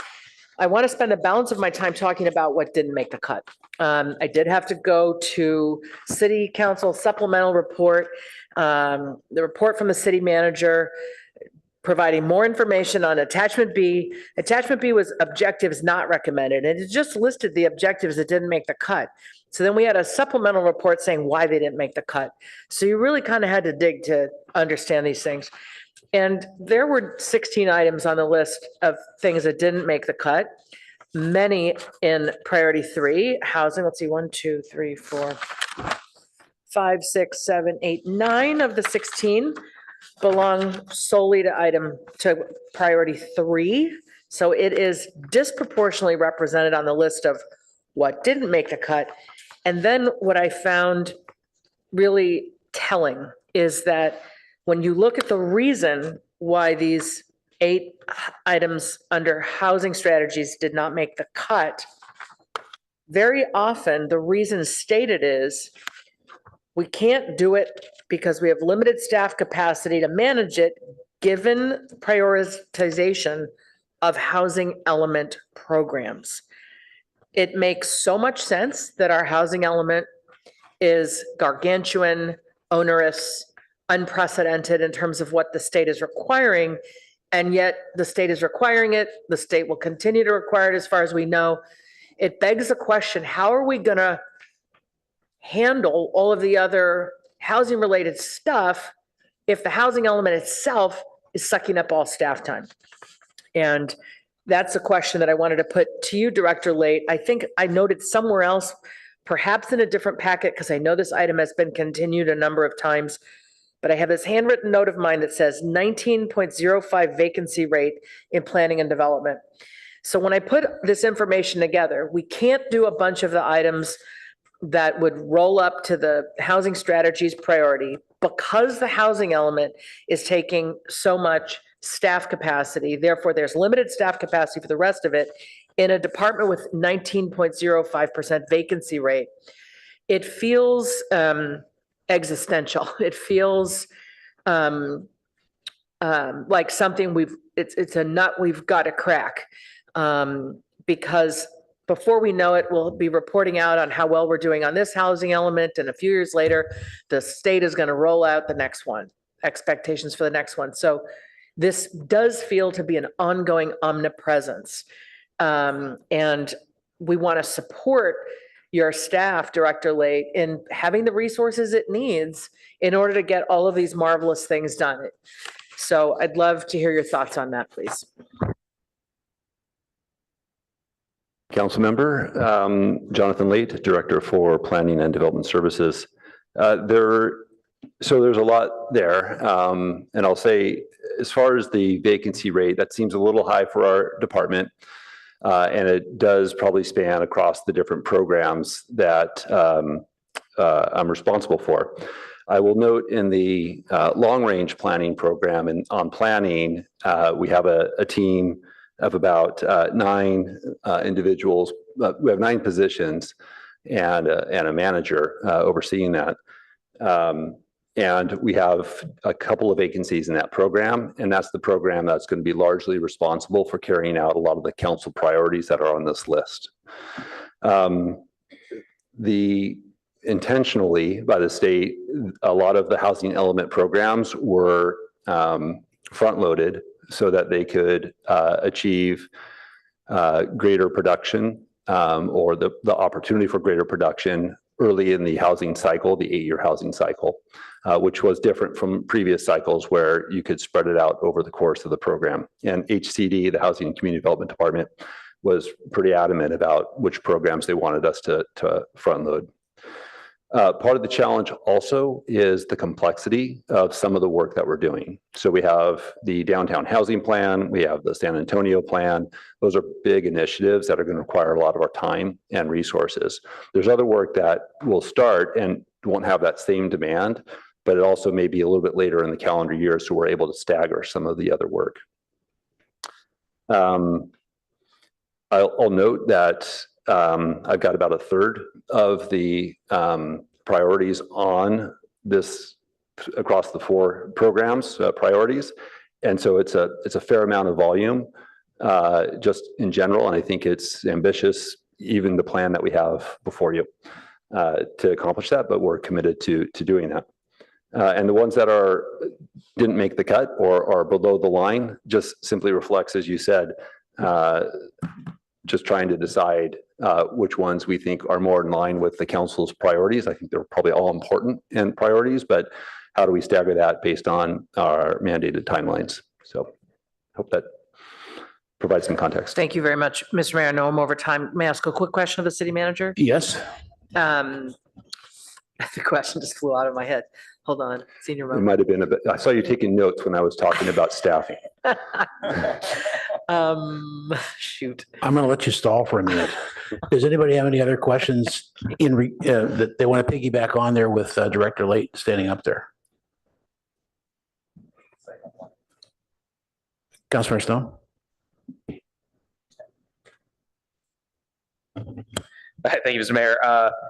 Director Lay, yeah, one question for you then. How much money do we currently have in our affordable housing coffers?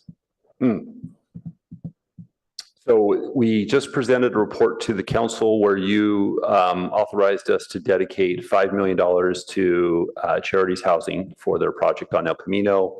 I think that leaves a balance of about 1.5 to 2.5 million left.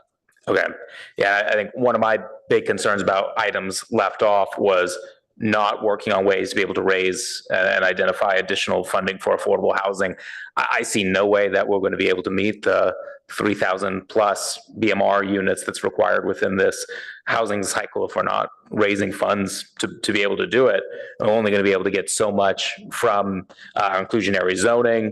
We've essentially drained our affordable housing funds for really incredible projects that's going to bring a lot of much needed relief, but we're running out of funds. We're running out of funds fast. And so that was one that I was really kind of confused by. I mean, I know the problem is massive, and we had this conversation in the housing element ad hoc last year, which made me leave very depressed, but like to see us to be able to continue to work on that and really prioritize that, because otherwise I just don't see how we're even going to get close to those 3,000 plus units. Yes, understood. I think we explored a number of possible revenue generating sources to help address or supplement our funding. The ones that really move the needle are things that probably involve bonds or other, tax initiatives that would have a sustained revenue source. That's obviously a conversation that goes beyond the Planning and Development Services Department and involves a lot of other, programs in the city, and certainly would work with the city manager's office and city attorney's office and our other city departments to advance anything along those lines. Mr. Shikata? Sure, if I might, just picking up where Director left off, boy, that took a mouthful. Acknowledging that generating new revenue is a significant and in all likelihood community involving decision. You will recall that last year our focus was around a regional measure 5, I think it was, until that did not proceed, and again related to state measure to lower the voter threshold required. In the absence of those types of enabling measures, it does raise the question of whether it's time to start up a Palo Alto level conversation of what type of revenue would be desirable, and what measures might be needed. Not unlike what was done previously with the Infrastructure Blue Ribbon Committee, would be the type of thing that, again, is a community involving conversation as to what are options, what are the needs, and how might something that could lead to a ballot measure take shape. So that, again, is a significant lift, but one that if the council would like to make that a priority, can be weighed against the others that we've got in front of you. Okay, thank you. I think it's such a such a need and such a priority, and one that we need to get started on sooner rather than later. That's something that should be prioritized. Okay, thank you, Ms. Mayor. I'll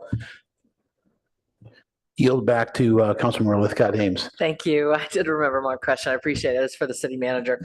I'm interested in what happens to these attachment B objectives not recommended. Do they automatically come back for consideration next year? Do they fall off into the dustbin? Well, really, at the council's discretion, we could simply hold them as, again, items we just can't get to at this point. I think that's largely what we did last year. And that said, we can be more formal about that if you'd like, really open to suggestions. Okay, and perhaps when the budget process comes forward for next year, some of these items might be on the list proposed by this department. All right, I certainly would be in favor of holding on to them and continuing the conversation about do they merit further consideration next year? I have other things superseded them, but it's a favorite list of mine right now, so I'm not ready to let go of it personally.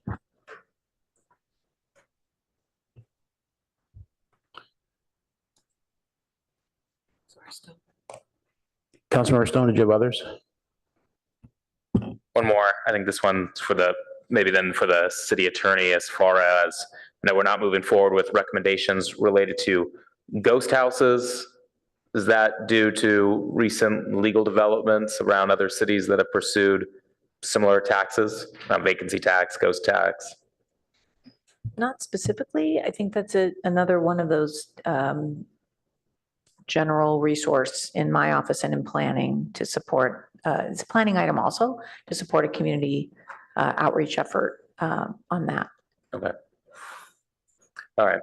Yeah, I think understanding a lot of different priorities, but we do have about 2,000 vacant homes in Palo Alto, which represents a pretty significant percentage of our total housing stock. So I do think it's a valuable tool.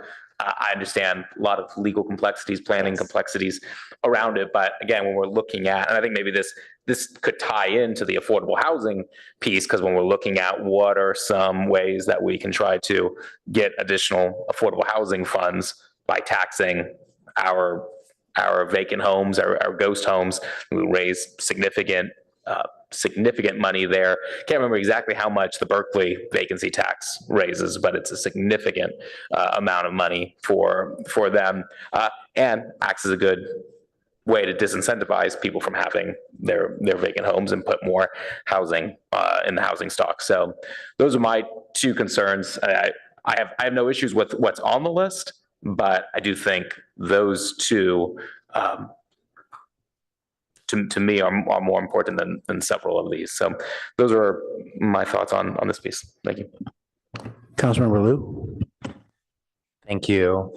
And just chiming in on some of our thoughts on things that are not prioritized that I would personally like to come back. I echo the point about exploring funding, and I would also like something to address California Ave housing options. More in the vein of bullet K, so something that's actionable and reasonable in a medium-term period, rather than potentially option L, which will be a more involved coordinated area plan process. My general comment is, again, on SMART goals. I think the projects that we currently have prioritized are great. I know they have a lot of community interests, and several of these are really big projects. So I think it's critical that we actually are able to know if we're on track and kind of follow through our best practices on SMART goals. So there are 5 ongoing programs here. The first one is initiate the San Antonio area plan. That is something that we've discussed. It's a huge project, and any huge project will have reasonable milestones. So I'm not sure if there is a study session that we'll hear back on in several months. I'm not sure if there's some report that you need to generate,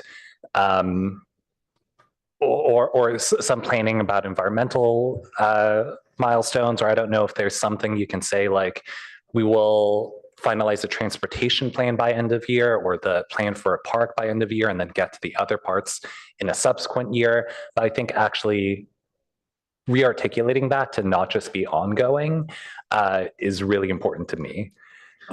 I feel similarly about the downtown housing plan.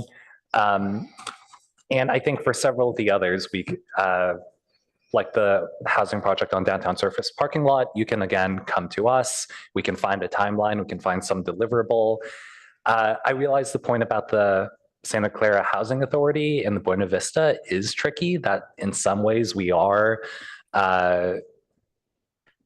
less of a direct agent there, but I think there's still an opportunity to at least do some outreach to the Housing Authority and try to get this reprioritized. And that could be a resolution from council, an email from the city manager. That might just be the best we can do. And if that's the best we can do, we can at least commit to it.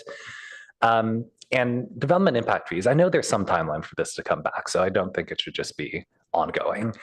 So those are just some brief ideas on for these kind of big projects that are vaguely specified, how we can potentially have a SMART goal. And I would like to see some updates come back to us on those.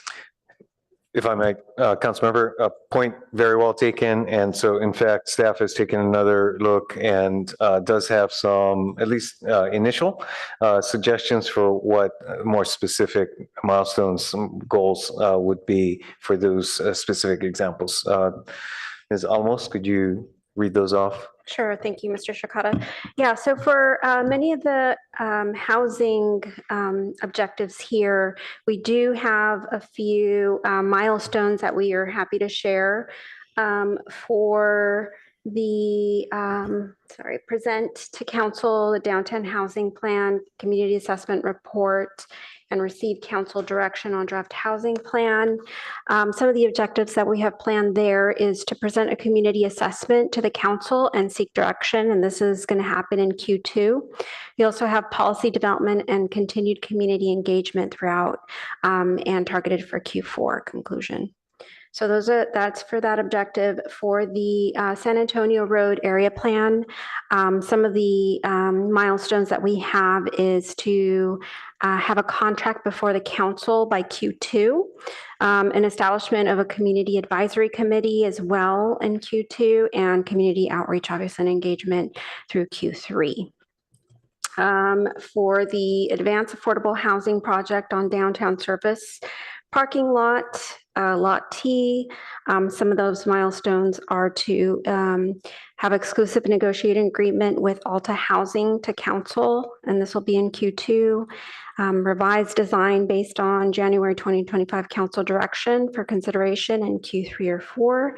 And we also have some follow-up on the update development impact fees. This last one here, we have to issue an RFP for consultant selection in Q2, and then to initiate the project in Q3.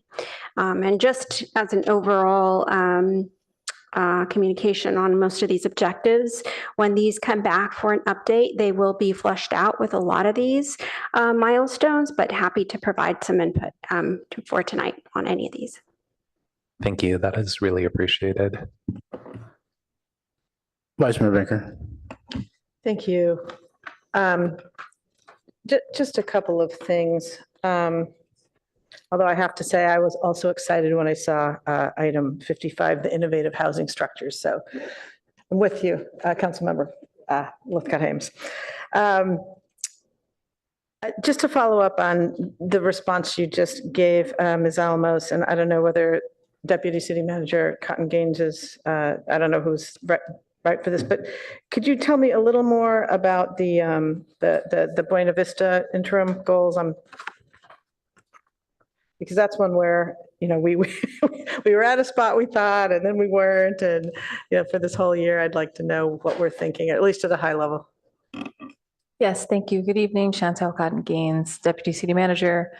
We are in conversations with the Housing Authority, really trying to understand their next steps related to the Buena Vista Mobile Home Park. They are still committed to maintaining affordability there as well as improving the conditions at Buena Vista. They're trying to assess right now what is affordable given the current funding environment and re-looking at the plan in a way that is manageable for the Housing Authority while still maintaining those goals.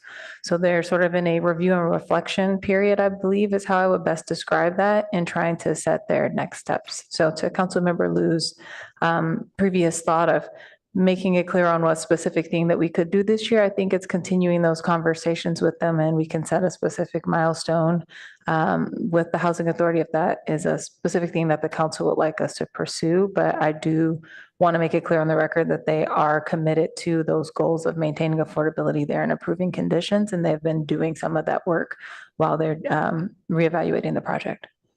Yeah, I'm glad to hear they're committed to those goals. Their review and reflection started in late last year, and now we're almost to the end of Q1 of this year. So I guess I'm eager to hear what they're reflecting or out in terms of their interest in moving forward, because we all know that even once we all get on the same page and figure out the funding and affordability, which I understand is challenging, it will take time. And so I guess for me, I'm just eager to figure out some way to at least move that first milestone conversation, whatever it is, forward. Yeah, absolutely. And I think the change in federal funding climate is something that can't be understated in this situation as well. So part of that is seeing what funding is available and the scope of a project that they can afford to build with that. But absolutely, really encouraging them to continue to work on what they can while they're coming up with a larger project. Yeah, or even sequentially. I know things are cheaper when you do them all at once, and I'm sure they're exploring various options, but I'm just eager to get that going. We're in a state of some risks, there, given the state of the park. And so I just want to make sure that I'm just lifting it up so that they know that, one, I'm grateful they're still on it, but two, I'm really eager at anything we can do to move that forward for those residents. I'd like to see. And then I also wanted to ask about item 44, which is our Palo Alto Home Key project. And it's not so much about what I see here as that, if we're able to achieve the construction timeline milestones or in accordance with this plan, or whenever we do, what I'm wondering is then it turns over to the services, the residents will come in, the various things happen. And if we do that by the end of Q3, do we need to add any kind of priority around actually running Home Key? Because I don't see anything there, or at least beginning to invite residents in, that kind of thing. Hi, thank you. Melissa McDonough, Assistant to the City Manager. For Home Key operations, when they start, we actually will be coming to you with a revised revenue agreement in a couple of weeks. The revenue agreement is with Santa Clara County Office of Supportive Housing, which will manage the contract with Life Moves for operations of the facility. Part of the specifications in that revenue agreement is that we are receiving regular reports and monitoring on particular performance indicators. And I think the city's role in this is in some ways tertiary to the county's role. They have more of the sort of expertise and in-house staff, whereas we'll be more in a monitoring role at that point, if that makes sense. So it sounds like in your view that the liaising, whatever we need to do to, even though they're driving the bus, isn't something we need to put on a priority. That's just, that will happen as a part of fulfilling the contract that'll be coming to us soon. Correct. Okay. All right. Great. Okay. That's it. Thank you.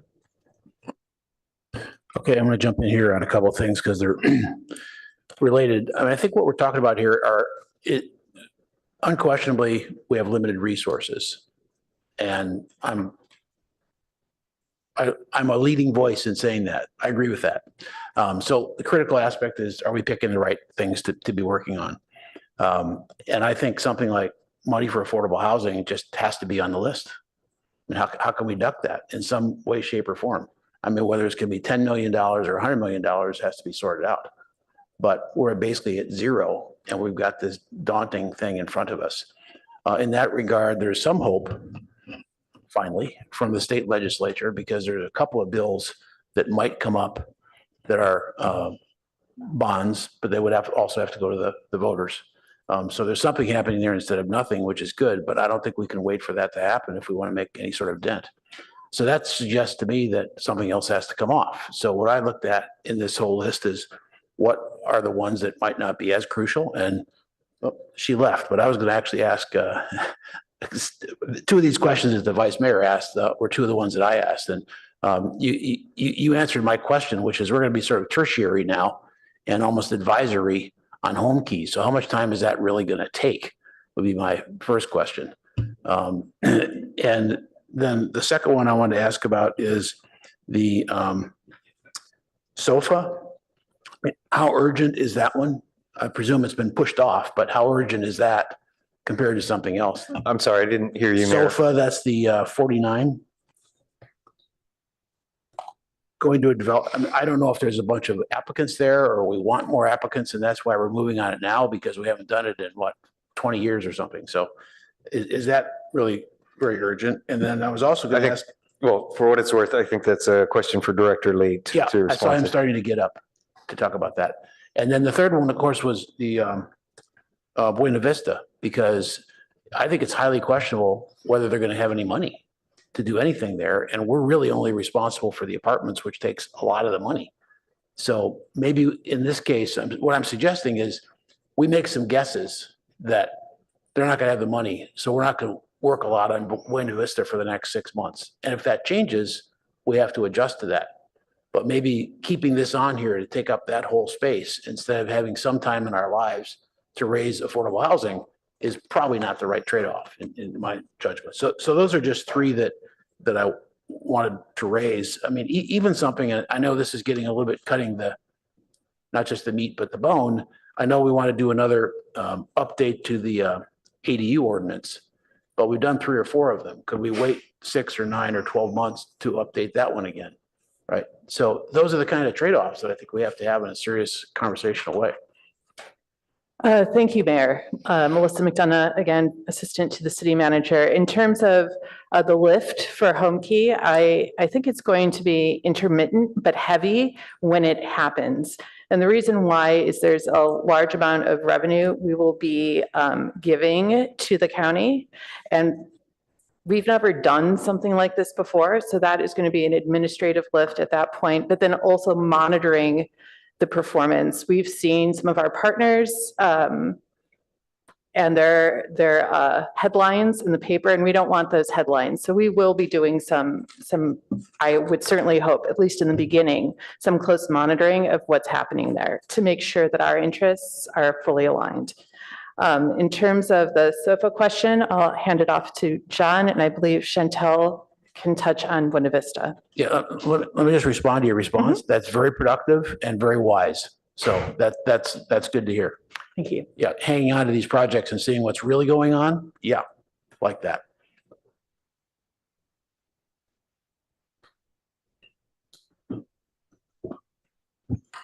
And then responding to the SOFA item, this is in our housing element. And if you look on the worksheet here, it's a Q4 item for us.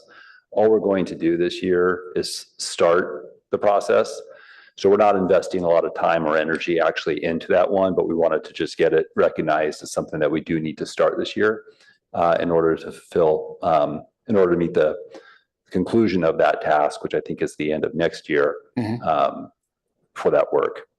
And then for the accessory dwelling unit item, yes, we do find ourselves on this evergreen cycle of updating our ADU.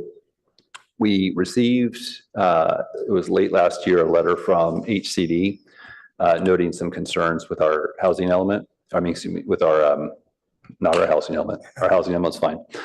With our accessory dwelling unit ordinance. And so we've committed to making those changes to ensure that we're consistent by the end of June. And so we're working on that. And for that one, I've actually used other staff members in our department that aren't the ones that are also focused in on sort of the core council priorities this year. So this is where our department, I think probably others as well, are leveraging other staff resources to help expand the amount of resources or priorities or objectives that we can take on in a given year. And so I have an individual who's not typically involved in these objectives, who has an interest and is very familiar with the ADUs. And so we're asking that individual to help prepare the ordinance. So I know this is a cost issue that I'm asking, but are there any other resources outside that you could put on for some of these discrete projects like this?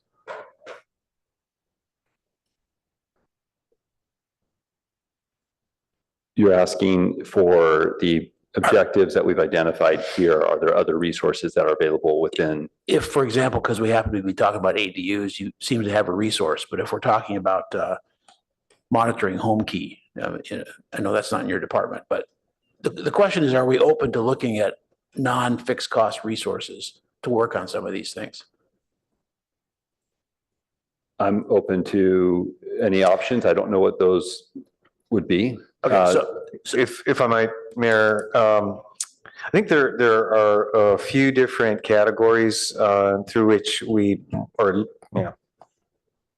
categories, best term I can come up with, just in terms of how we might respond to the issues that have been raised. Again, focusing specifically on the need for new funding for affordable housing. As I mentioned, I think that that's a significant lift, both for staff as well as the council and ultimately the community. You know, if what we're really talking about is potentially another ballot measure, a new tax, then we would take that on. I think we will want to work with the council on what timing is needed. Quite frankly, I think it'll be largely my office, city manager's office, with some support from planning, rather than one that would allow ADUs to come off the list, because that is very much a planning issue. So again, So I think we need to.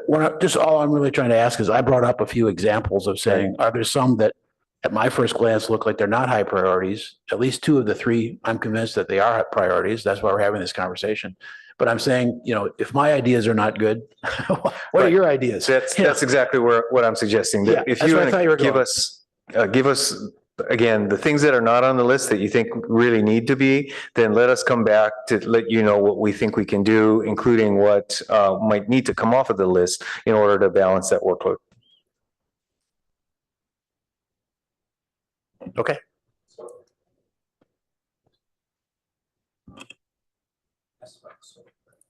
Yeah, the sofa priority. He said that was in the housing element. That's why. Yeah, I'm sorry. What? Yeah, I think he already answered that. Yeah, just to recap. Yeah. So the, as part of the housing element, we do have a program to create objective standards for the SOFA area. Right now, they're subjective standards. And so there's a real push to move toward objective standards. And so we have it on our list to start that project to convert those. Yeah, okay. Moving along, actually, Councilman Burt, you're next and you have your light on. Thank you. So first, I'd like to follow up on the issue of how are we going to be able to fund the affordable housing that's required. I'd like to note that, you know, we have 3 projects that I think all are due to be complete this year. The transitional housing, the Mitchell Park Place, and the teacher housing project. And that is historically a huge accomplishment to have 3 in a single year that are coming online. I think 6 more in the pipeline. And those are really tremendous achievements and historic and grossly inadequate compared to the state mandate. And as Councilmember Stone said, you know, we're using up the funds we have. We'll get some replenishment, but we have nowhere near those funds. The state ballot measure would be helpful, but not massive as it's intended, what our allocation would be. It would be a fraction of what was the proposed Bay Area financing, Housing Financing Authority initiative that got pulled last year and didn't go on the ballot. I will note that that authority is made up of MTC commissioners and the executive committee of ABAG. Unfortunately, the focus at MTC right now is they knew that or certainly anticipated you couldn't put the housing bond and a transportation bond on the same ballot measure in all likelihood. And the fact that the housing bond wasn't able to go forward creates a real dilemma. Their focus right now is the transportation bond for 2026 because of the urgency of keeping our transportation agencies operating at even the current levels. So that's kind of the lay of the land there, which brings us back to what can we do locally. And I will note that, you know, the county's Measure A from 2016 was a very major measure. It didn't solve all of our problems, but those funds have run out, and the county, as of right now, is not planning to bring that measure back forward. But I think that's something that we really need to look at and maybe focus on our county initiatives again, rather than a regional or rely on the state. I would add that this tension that Councilmember Lithcott-Hames talked about between the mandates and our ability and other cities' ability to meet means that the legislature has placed a whole myriad of mandates, whether it's on the massive number of changes to our zoning and housing and complying with those state mandates, or simply the numbers that have to be achieved within just a couple of years, or we lose zoning authority, that midpoint in this current housing cycle. It is basically a trapdoor in many ways. It is, I believe, designed for cities to fail. It is not designed by the state for cities to succeed. And I just don't see how cities, for the most part, despite extreme efforts, are going to be able to succeed on either of those fronts. So talk to your legislators. I am interested in, you know, that full exploration of options on additional revenue, and the vacancy tax that Councilmember Stone mentioned is one option that I think we should look at. On the, and I just want to touch on the CalAV housing. I too am really anxious to get something done there, and maybe what we can be looking at is if a future coordinated area plan will really flush out the nuances and details, maybe we can simply do an interim measure of a safe upzoning for housing in the CalAV area as a discrete initiative that may not go as far as we will in a subsequent area plan. But it'll take us from where we are. And I don't know that that's a right approach, but I'd like to just put that out there. And then I did kind of on the whole set of priorities. Lupita had some really informative additions and clarifications on major milestones, in particular on a number of these items that were listed as ongoing. And I think just kind of the way this is formatted, there's a little bit of a dilemma. If there are more than one milestone, it seemed like maybe there was a temptation to say ongoing. And I think we should instead just break down that box so you can just say, here's two major milestones, this one in this quarter, this one in this quarter, and that'll give a lot more concreteness and clarity to the plan.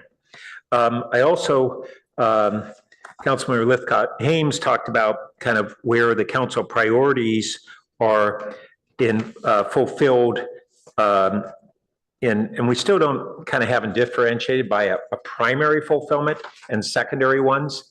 And as I think about it, the new housing really helps support economic development as a secondary benefit, and transit-oriented development in particular helps fulfill our climate initiatives. And so I think checking those boxes is appropriate, and I think it helps us go, oh yeah, they aren't quantified or put a percentage level there, but I think it really does help inform us and remind the community how one initiative fulfills, in many cases, multiple priorities. And I think that covers my comments. Thank you. Councilmember Recall. Okay. Yeah, let me echo the affordable housing. I think ghost housing taxes would be really good because if it's successful, we get more housing stock. If it's unsuccessful, we at least have money for affordable housing. So it's a win either way. So I think it's something we really should pursue. California Avenue, because of AB 2097, and we have this oversized garage there, I think housing is more practical in Cal Ave than it's ever been. So we really should take advantage of that and try and push that. As someone who went through the NVCAP process, well, that was really painful. And so I think what we really learned from that is you have to have a really small focus on your any type of community planning. If it's too broad-based, you'll get just stuck in a morass and you'll never get anything done. And so say, well, what would we want out of some area plan for California Avenue? And really focus it down and not get into things that aren't necessary, just the bare minimum. And the other then is San Antonio, same story, is that we have so much to do down San Antonio. And I agree, we should be breaking that ongoing up into milestones. There's so many milestones down there. Our goal for parks in the city is a quarter mile for every park. It's a mile to the nearest park there. So we have to have parkland. And so finance has to be looking at that and saying, how can we possibly, with our budget deficits, how can we possibly fund parkland down there? But we need it. If we're putting houses down there, we don't want kids having to walk a mile to the nearest park. We also have transportation, bike lanes. Have the transportation department look at what is needed for bike lanes. Do we have enough easements to ensure that eventually we'll have room, or will there be buildings where we want to put our bike lanes? And that has to be done now, not 2 years from now. So I would really think we have to break it down into pieces and really prioritize and say, what is the near-term results that we want for San Antonio? I think that's it. So I want to circle back on a couple of these things. Just one, even addition to what Councilmember Burt said. And it's not just, the arena numbers that we're trying to hit. It's actual affordable housing units that we want to have for our neighbors and the new neighbors to do social and economic balance. So I'm not personally focused on the arena number as the goal as I am to get more affordable housing here so we can have, what we're looking for in terms of our objective. And right now we have almost zero to help out with more projects in our affordable housing fund. So we just can't walk away from this year and say, well, we'll just leave it there and something will dribble in from the business tax and some other stuff and be serious about saying that we're trying to build affordable housing. I also agree that we don't have a clue what's going to happen in the legislature, even though they're finally talking about it seriously. That could take a while and it could be too small. So I think we are back to the point of saying that one, for example, I think should go in. And what I'm hearing collectively with some of these things, particularly the ghost houses, is that we should put some effort into something that's going to raise money for affordable housing. And that could be the ghost houses, it could be bond measures, it could be whatever. And we've got to put, our nose to the grindstone on that this year. And so we would need to get feedback on what you want to pull off here, or if you think that staff is available to be hired, there went more dollars. And therefore, are there other areas even outside of housing that, the city manager from your perspective would want to cut back on instead relative to this? And by the way, I want to put a point in this one that I don't think we're going to go to a bond in 90 days. I don't think it's going to be crazy. But I think we have to start this because that's the process that we have to go through and look at the alternatives there that might really play out. So I think that comes back to you. I just want to echo everybody's comments on the need for, strong milestones. I appreciate your detail on the changes there. I think in almost every one of these categories, I would need to be arm wrestled into leaving ongoing on there because I don't know what that means in terms of a deliverable. And I said that last week as well. So how would you like to address this? Well, we already know through your economic development discussion that we need to come back at a minimum on consent to finalize what direction you gave us. So let us do the same with the ongoing to have those stated.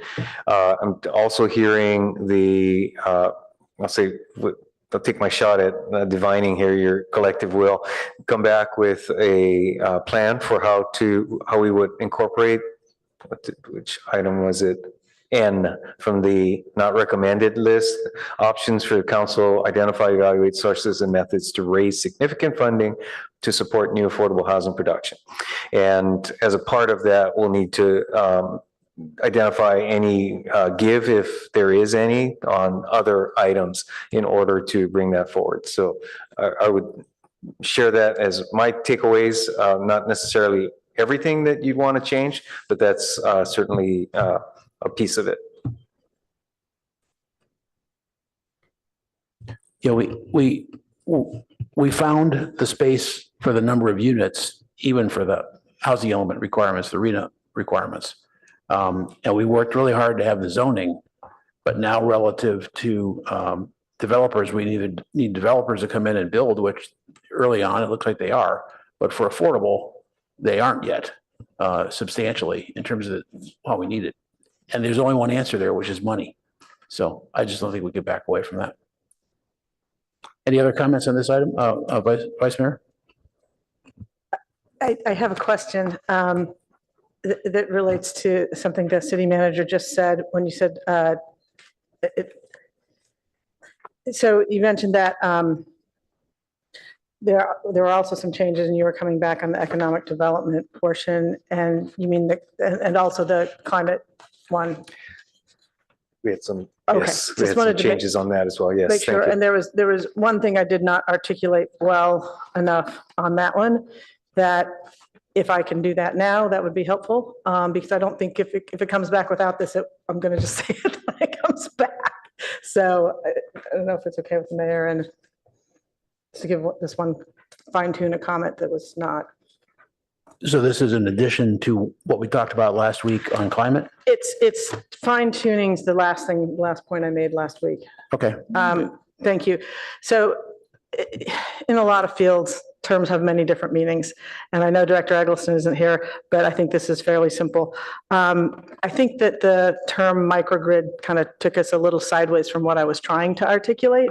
At the end, when I talked about battery storage, I did mention BESS, which is usually utility scale, and that's what I had in mind in particular. And so I guess what I'm concerned about is, yes, in the RRSP, I went and looked way at the end, there's one small bullet point about the reliability and resiliency plan, but I found out after that meeting that we are currently, the utilities department is currently working on a PPA, a power provision purchase agreement with respect to BESS going on and through NCPA. And I guess what I'm wanting is some sort of coordination between, whether it's DERs around neighborhoods or a microgrid at the airport or a BESS up in, Northern California that we're getting power from, or we want to put one near our substations. That should just be a coordinated effort to analyze what we need and should do. And I feel like there's like the pieces of the elephant. So I wanted to clarify that it's not just the smaller microgrids that we've been talking about. So, and I think it's partly, this is an interdisciplinary effort. So between public works and utilities, sometimes there's not a complete communication. And that's why I think we should have some sort of coordinated plan for that. Thank you. And thanks, if I could jump in for a second. Oh, good, you're there. Brad Eggleston, Public Works Director. So thanks for that clarification. I had captured that in my notes when we discussed this last week and understood you talking about the potential for larger scale battery installations or, in some way looking at that in addition to smaller microgrids as separate but related things. Yeah, that'd be great. And of course, it also depends on what we do through NCPA as well. So what's within the city, without the city, and such. So thank you. All right, that's the third one. It is now 9:10. Do you want to keep going or take a break? I'm seeing vote for break. Okay, we'll take about 15 minutes, so 9:25.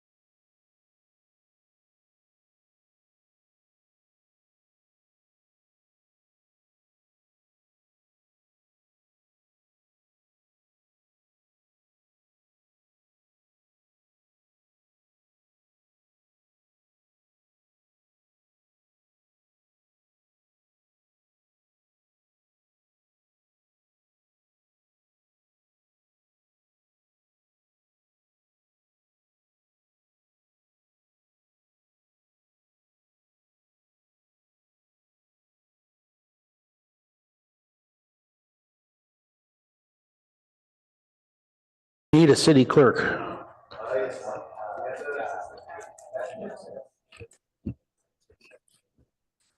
Or a backup that knows how to use turn us back on television.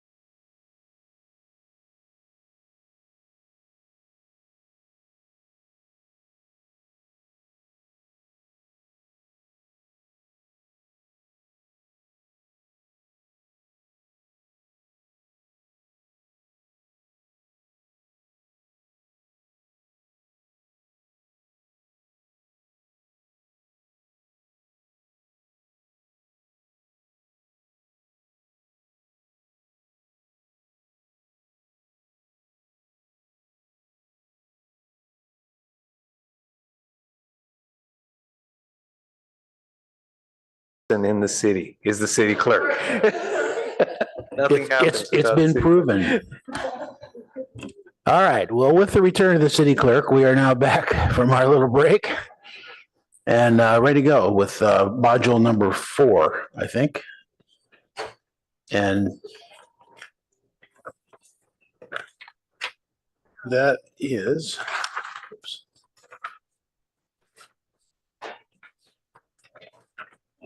Public safety, wellness, and belonging. Yeah, public safety, wellness, and belonging. Thank you.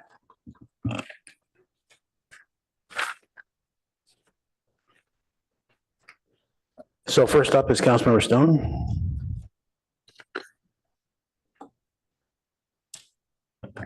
Thank you, Mr. Mayor. So I'm looking through the objectives. I think the numbering got a little off. Yeah, here we go. Now it's objective 72, support community mental health. It just says to provide support for all ages through community partnerships, programs, and initiatives. And while appreciate that being a city goal, I do think we need more specifics here. I know we're all aware of the tragic event 2 weeks ago when our community lost another child to suicide.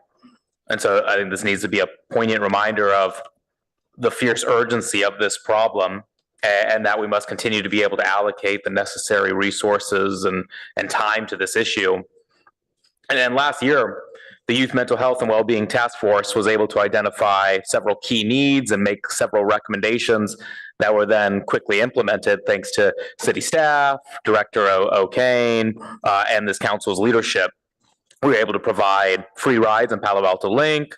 We approved a second teen center in North Palo Alto, created a first ever partnership with Palo Alto University to be able to help implement new educational campaigns and support our teen centers.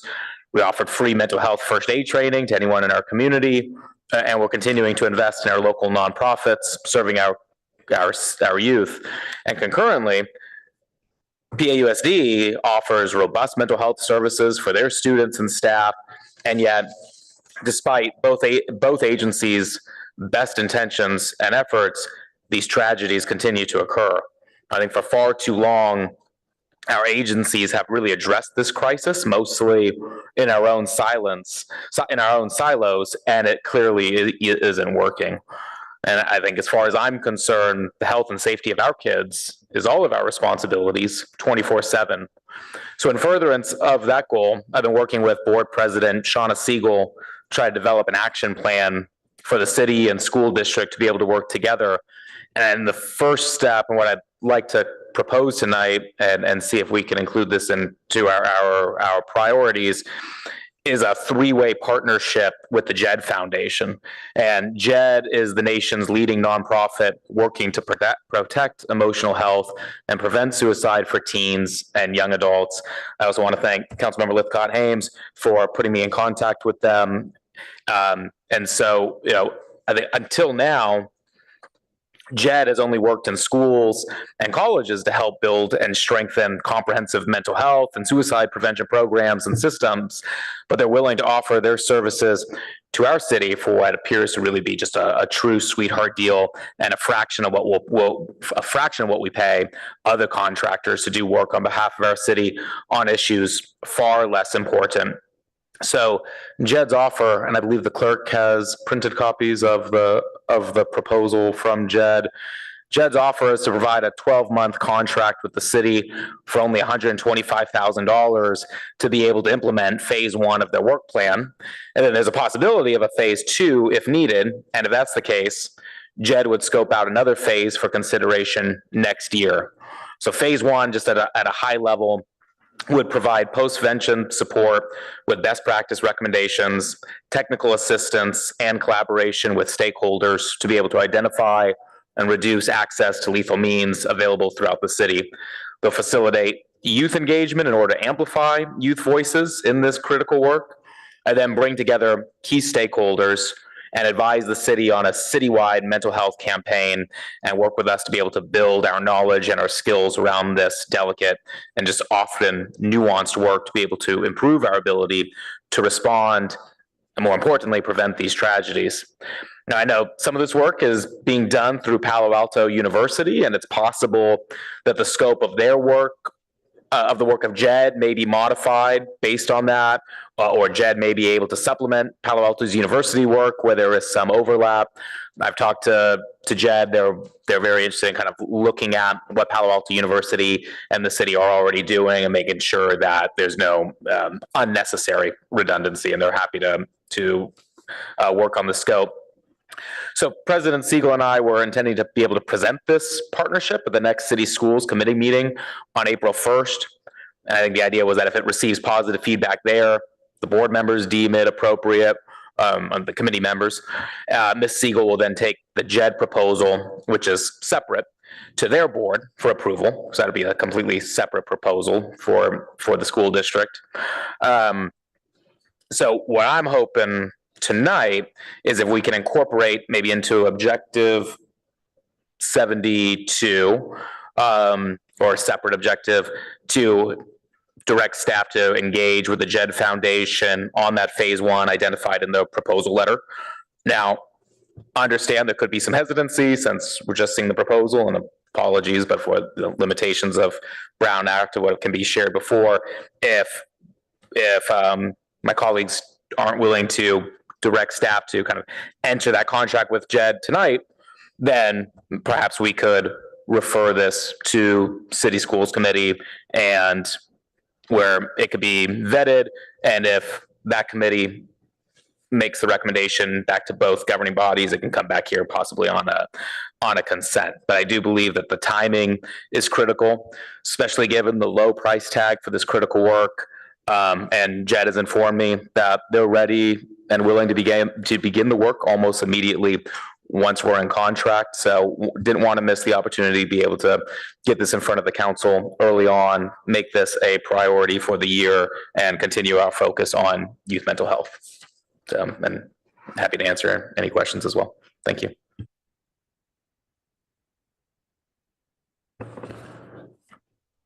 Other Councilmember Lick got hands.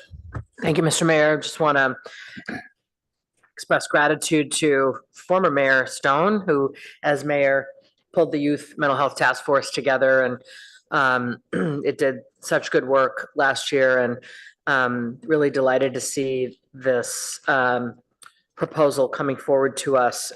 I do know Jed's work. I know they have a sterling national reputation, and the one thing that I might offer as a friendly amendment to your statement about them is I believe they have worked with a couple municipalities already.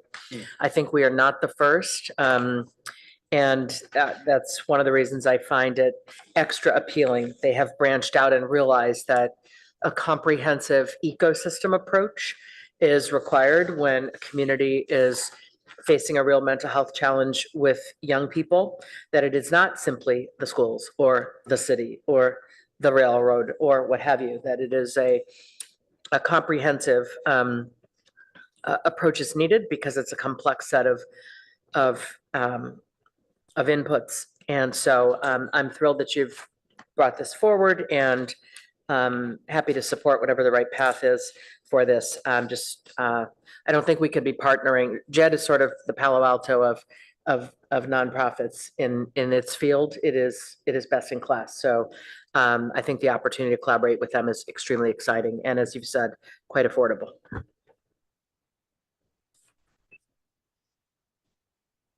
Councilmember Burt. Yeah, thank you for bringing this forward. I think it's a very interesting proposal. As promising as it is, I think I just haven't had a chance to understand better how it knits with other capabilities and initiatives and complements them. We had a very strong project safety net that basically has declined in the role it plays over the last maybe 6-8 years. And so I think that there as a result, there's somewhat of a void that this could potentially fill. And I'd want to understand better just how it would work with other groups that we have. We still have the Project Safety Net Means Restriction Advisory Committee, which is a group of local and national experts on means restriction, and led by Dr. Shashank Joshi, who you may know, who heads pediatric psychiatry at Stanford and is associate dean on undergraduate well-being, I believe it is. And I just saw, as I was looking, he's an advisor to the Jed Foundation as well. And so there may be already a good synergy potential there. And then things like means restriction, we don't have time tonight, but even tomorrow at Rail Committee, we'll be doing some updates on what's actually happening there. And so I think we just need to look at how it would work together with what we are doing and what gaps we have and how it would fill those. So I support exploring it and would go from there. I have other comments on this section, but should I go ahead? Okay. So elsewhere on this section, we again have a number of areas that are listed as ongoing, and like previously, I think we should have those milestones. City Manager. Yes, I think at the appropriate time, Ms. Alamos can also offer some suggestions on additional work that staff has done to tie down milestones. Great. And I'll even, as I was looking at this, things like the unleaded gas at the airport. And we have that down as in this public safety and wellness. But it's also an environmental sustainability aspect, and the abbreviation we have is CA for climate action, and I think we should simply expand that to SCAP, so that we are thinking about environmental sustainability and climate action programs. And when we have things like unleaded fuel that is would be under environmental sustainability, we're also recognizing that that's a very important aspect. And maybe even that particular one maybe belongs foremost under the climate action and sustainability. And I just see under 65, we have what's called an equity action plan. And just because of the hot button issues, I think we want to just in general be looking how we describe the same outcomes and intentions, and maybe just avoid these the terms that are being used to through algorithms and otherwise to pinpoint excellent programs and nullify them. I'll just note that we saw that the Defense Department had removed a webpage for an African-American Medal of Honor winner because he had worked on diversity matters. They've reposted it. It's that extreme, and yet it's real. So I just want to make that note, and not to change our focus, our efforts, but just protect ourselves as best we can in this particular era. Lastly, on 67, this one also is one it's maintaining it, support visible police presence by maintaining full police officer staffing through recruiting and retention. I think that's just an important ongoing thing, but I don't think that's a 2025 focused item. It's an important ongoing item that we have. Thank you. It's excellent segue, because that's exactly where I was going to start my comments. As I said last week, I think certain things are just, business as usual. And that's one of them that I think is a great program, so that the chief can just keep a hiring flow going. But that's what you do day in and day out, just like we sweep the streets and take down the trees and so on. So I don't favor calling these out. I understand that they require work, but it's not a specific objective. There's another one on here that's that way as well. Let's see well, it doesn't matter. I made my point. I don't really understand what the plan is for the airport, and it's double dollar signs. Could we get some feedback on that? 75. Minister Eggleston. Yes, absolutely, Mayor. Brad Eggleston again. The dollar signs on there have to do with the fact that we don't currently have funding designated for lead monitoring that we've said we want to conduct. And also we're looking into the possibility of, as I mentioned last week, potentially subsidizing the cost of unleaded fuel, which is more expensive than the leaded fuel, We're looking at ways we might be able to do that. But to do that in a way that would make a difference would have a significant cost. Okay, thank you. I didn't recall that subsidy idea, which I think it is one that we should take a look at, and it costs money. And the other one, I know we've been working on this for a while, the seismic hazards. Again, isn't that sort of I mean, is there ever any end date to that, or is that like paving the streets? You do a certain number of miles a year. Yeah, let me ask Director Late to address that. It is a discrete project underway. Thank you. Yeah, so it is a discrete project as noted, and it's one that we've not been able to get to and throw our full sort of weight behind it because we've had some other projects we've been working on. That one is funded. The council approved a contract earlier this year, and so that one's ready to go. Okay, thank you. And as a couple of people talked about on 72, support community mental health is a perfect goal, but it needs substance and I think, specific help, like what Councilmember Stone has pointed out, I think is a terrific way to go. So I definitely would think that this JED resource would be included in possible planning of resources as we get more specific about what we're going to accomplish there.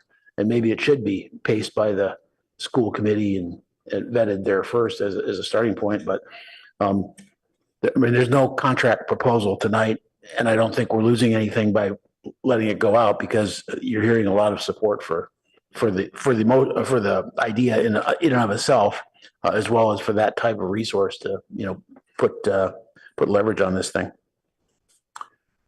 Let's see, Vice Mayor Vinker, I think was next. Okay, Councilmember Liu. Thank you. I'll share a few thoughts.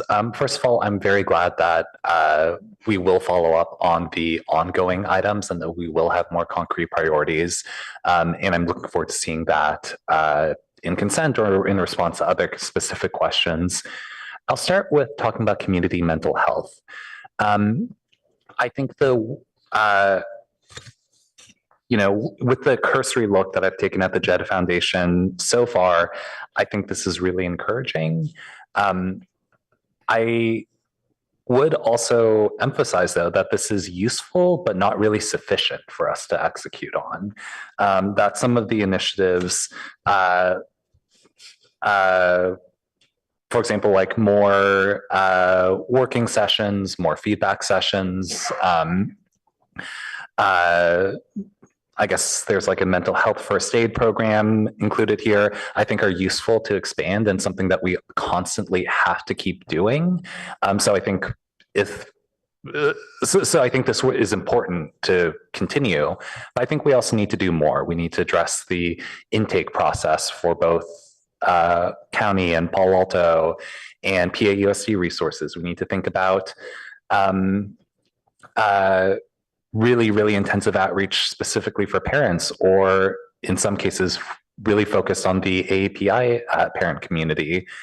And we need to keep working on technical improvements, like some of those that have been discussed in the rail committee to try to make the Caltrain tracks more safe. So I think there's more that we can do. And so I think as we think about this item, I support the JED Foundation work and scope based on what I've read so far, but I think there's also I think it would be a mistake in this moment to kind of limit it to that or not kind of pursue the other goals or projects in the suicide prevention policy or other kind of novel initiatives we can take up. I did have a question about the fire management plan. So there's the Foothills Fire Management Plan and Community Wildfire Protection Plan. Can you talk more about the difference between the Community Wildfire Protection Plan and the Foothills Plan, or to the extent that they are basically just one plan?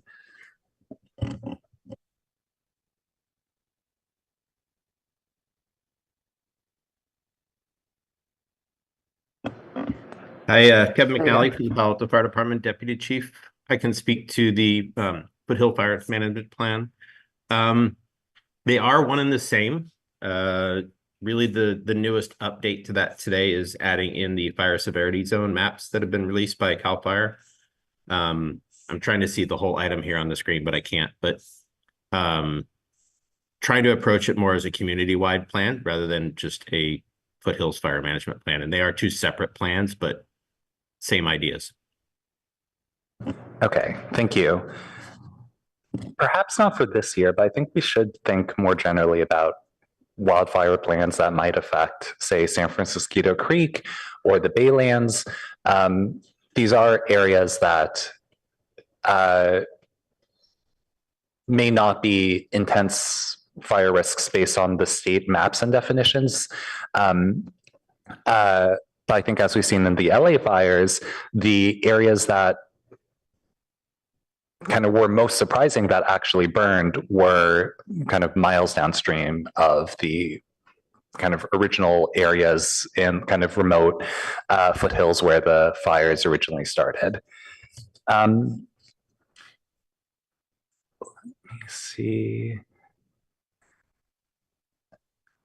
Sorry, I lost my tab. And finally, one more point to pick up right now. I know there is kind of continual community interest in, say, improvements to pickleball or improvements to Lucy Stern and other kind of wellness and infrastructure sort of projects. Are those being provided ongoing support by staff, or are those assumed to be business as usual? Director O'Kane, could you comment on that?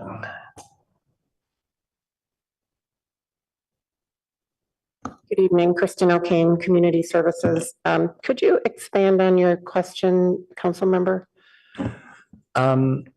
So for example, I know the pickleball community has floated different plans for expanding the pickleball courts at Mitchell Park. And they've floated plans for how to reconfigure things, how to support tennis, how to have more community gathering space, things like that. And I think they've taken some of those plans to staff. Would anything, for example, to advance those plans happen without a council priority, or do we need to actually make a council priority for things like that? They certainly could advance without the council priority, and with pickleball as the example. So there is a ad hoc of the Parks and Rec Commission that is working with the pickleball group. So I believe this is coming to the commission on in April to discuss the current status of pickleball and some proposals. And I don't have any more detail than that, other than I believe that's planned for April. So there's always, like, our staff, Adam Howard, who supervises the Mitchell Park projects, which they have done. So that we're in dialogue pretty frequently with the pickleball group. Okay, so there is no specific council direction needed, it seems. Like there, on that item, for example, like actual staff time and commission time proceeding. And I expect that's generally the model for other kind of things of community interest, like the skate park, or I've also understand that there's community interest in funding some different renovations at Lucy Stern and things like that. Is it okay to generally characterize those sorts of projects as also in the vein of pickleball, where your department will provide ongoing support and flag things to council as needed? Yes, I think that's correct. And the other example is the skate park. So that was previously a council direction. So in that case, the commission brought that item directly to the council, and the council directed staff to do some work on that, which has been done. And there's fundraising that's happening now by the skate park group. So I think when we need to come to council, we'll definitely do that, or the commission will do that, but I don't think it needs to be a priority necessarily. Okay, thank you. You're welcome. Vice Mayor? Thank you. First, thank you, Councilmember Stone, for bringing forward the JED proposal, and Councilmember Liscott Hames for connecting us with them. One of the things I like about this is that while I am pleased that concern and action over our collective mental health, and in particular youth mental health, is becoming more prevalent, I think I do worry sometimes when people who aren't schooled or expert in it sort of just start in with good intentions. And what's nice about this is when you look at the resumes and backgrounds of these folks, these are people who are trained and skilled. And I just think that's really, really important. So that's something that means a lot to me. That said, I would like to see it meshed with some of the things we have ongoing so that 1 + 1 is perhaps 3. Let's see how we do. I've read as quickly as I could through the phase 1, and it looks like there's some concrete things going on there. And I understand that phase 2 would be more carefully defined later.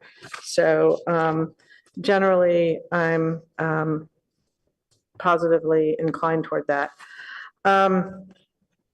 Second, I just wanted to mention really quickly on the wildfire, the Foothills Fire Management Plan, that I do actually have the fire hazard severity zone viewer that was just released a couple of weeks ago up on my laptop, because I've been monitoring it through a Cal Cities thing and waiting for the Northern California one to come. And fortunately, Palo Alto is in an area where there aren't fire hazard severity zones, but you go up into the hills and it becomes moderate around Los Altos Hills. You hit Portola Valley, it becomes high.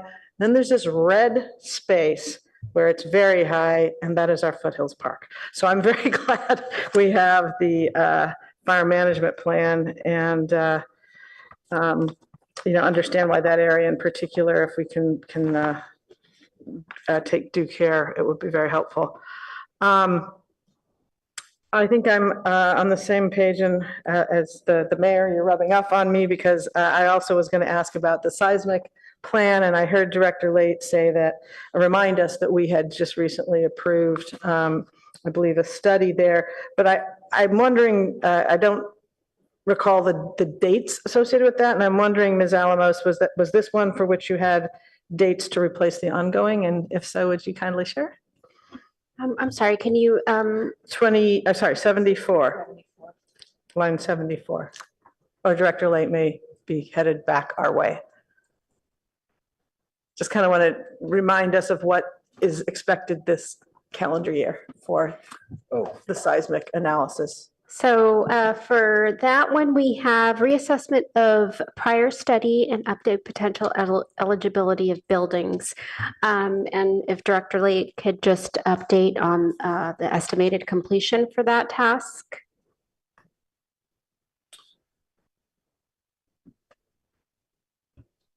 So the first item, so we have a report that was prepared, and the first part of the task is going through that report and just seeing if we need to update any information about structures within the community that are seismically vulnerable. And then that should be completed, I think, by Q3, Q2 or Q3. And then, Lupita, what was the second item? It was the same objective, and the description was to the reassessment of prior study and update potential eligibility buildings. Okay, so that sounds like the milestones for this year. Okay, that's great. And part of the reason I asked was I was on Policy and Services in 2023 when this matter came, and I know we were kind of catching up then. And so just with the passage of time, I just wanted to understand the speed with which we were addressing this. I remember having to learn about non-ductile concrete and, whether 525 University and Palo Alto Square, how much they were made of it or not, and all of that. And it was concerning. So I'm glad we're moving along now, it sounds like, in this due speed, because I do think it's important. And I think there's a 4.0 in the East Bay tonight, in fact, while we've been here. So please carry on, and thank you. Then on the line 75, the phasing out leaded fuel at Palo Alto Airport. I mean, I take note of the subsidizing the cost issue, but I think there's also some issue around the types of planes and engines that can use which kind of fuel and such. So, I don't know how much all we can do. But on the lead monitoring, I know some people who do a lot of fence line monitoring and who also have community networks. And I might be able, through the Air District, to see if we can find any kind of support, grant work, et cetera. I don't know, Director Eggleston, I think I saw you pop up there, you are, if that has been explored, but I'm happy to do that. Airport staff have been in some meetings with the Air Quality Management District. We haven't located someone to be able to do the monitoring yet. Okay. So I think any contacts you wanted to send our way, that would be definitely helpful. Yeah, I'll look into that, because I know, cities that are proximal to refineries, the way we're proximal to the airport, have there are professionals who do it, but there are also a network of residents that do like a decent job of just collecting some data with equipment that is provided to them. So I'm happy to look into that. I think that's what I have on this one. Thank you. Councilmember Rectal. Okay, as a first, I'm very supportive of the JED concept. I'm not an expert, so I think referring it to either policy and services or city schools is the right thing. My only concern is how does it mesh with what we have right now? And also there's some financing issues. It doesn't seem to be a lot of money, so I think we should be able to find money. But yes, I am supportive of the concept of that. Other issues, 61, the wildfire protection. That seems a bigger, at least in my mind, a bigger problem than a 1/4 issue. I mean, global warming is really changing. So I think we have to look at new things. Like, do we have to expand the distance from the roadway that we clear brush? I mean, maybe requiring things that haven't been required before. So I think I would want to perhaps expand the scope of number 61. 63, the fire engine, I think that's an easier problem. I think the ambulance, whether that's going to be single or whether it be firefighter, paramedics, that's the big question. I think that's going to be more work than actually putting the fire engine back in Station 4. And then finally, quiet zones. I think we need to continue the work, but we need to also realize that, FRA and CPUC is going to be really slow. And so we have to really have things queued up. And when they come back, we will turn them around as quickly as possible, because we don't want to be dragging our feet, because that's their job, is to drag their feet. And it's going to be slow regardless. So that's all. Thank you.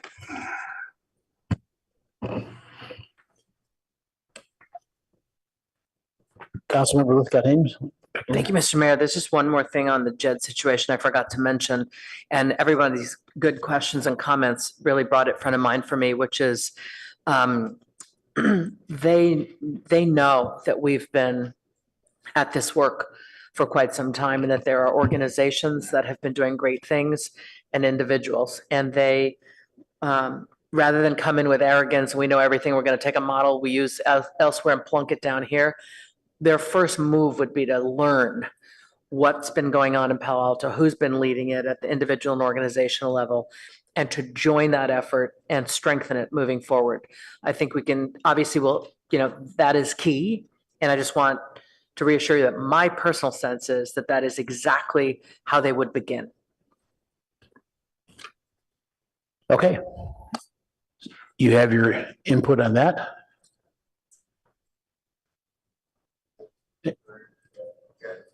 All right, 4 modules done. Other parts of this document that you want our opinions on? Well, we do have your ad hoc committee objectives as well as their standing committee work plans. So at your pleasure, we could just charge into the work. Or if you want to further discuss the work plans themselves, now's the time.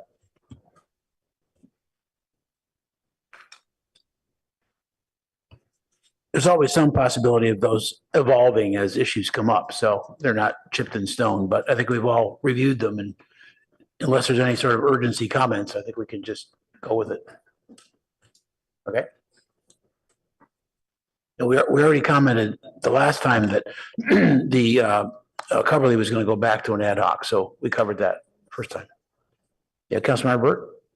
Yeah, so I'm guess I'm not really clear, and I didn't spend as much time on that as on the priorities. Are there any questions that really need the council to wade in on any decision points or anything, or unresolved issues related to them, or new additions from what we had discussed before that? I don't believe so. I think these are effectively a way for you to see what staff has already identified as coming up over the course of the year. And just simply wanted to give the council an opportunity to give us feedback on that. But again, in the absence of any specific thoughts, as the mayor pointed out, we could charge into the work itself, and should there be any need for revisions during the year, that can always come back to the council. Yeah, that was kind of what I was going to ask, is just keeping the door open to revisit it as needed. All right, thanks. Okay, thank you very much for that. We are concluded. And we now move on to our last item for the evening, which is adoption of a resolution responding to federal actions. Sorry to interrupt you, Mayor. I believe we have a few public comments, and I don't know if the council or staff was interested in making a motion, since we did do a motion for the other sections. Just pointing that out, but if you'd like to take public comment first. On item AA2. Okay. Mayor, the last meeting, we had talked about staff coming back with capturing these changes and then us acting on it at that time. And I think the motion last time was kind of direction as opposed to adoption. Right. So I think that's, when I asked the question before and I got a nod from the city manager, I thought you were going to come back and, Yes, so we will be bringing back our revisions based on the council feedback. I may be so bold as to suggest we could put that on consent and see how that fares with your feedback. So to that point, we don't really need a motion tonight, right. And you could perhaps let the members of the public comment at the time it comes back. How many members do we have tonight? We have 2 requests to speak. Okay, let's go ahead. Our first speaker is Ann M.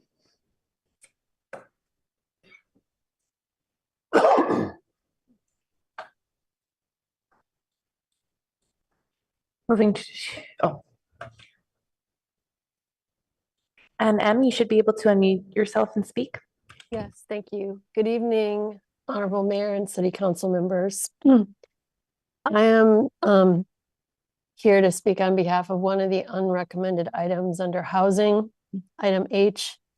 And I just want to say thank you to Councilmember Lithcott-Hames for her investigation into the disposition of unrecommended items. I think she made some really good points and, came to the root cause analysis of why that is. And I also noticed that there are a number of other items that, like mine, or that I wrote to you about, are from 2023. And I just wonder if, the scope of some of those items is rather large and some are smaller. And one of the things I would ask is, there was a recommended item, I believe it was 56, that was doing municipal code text amendment changes.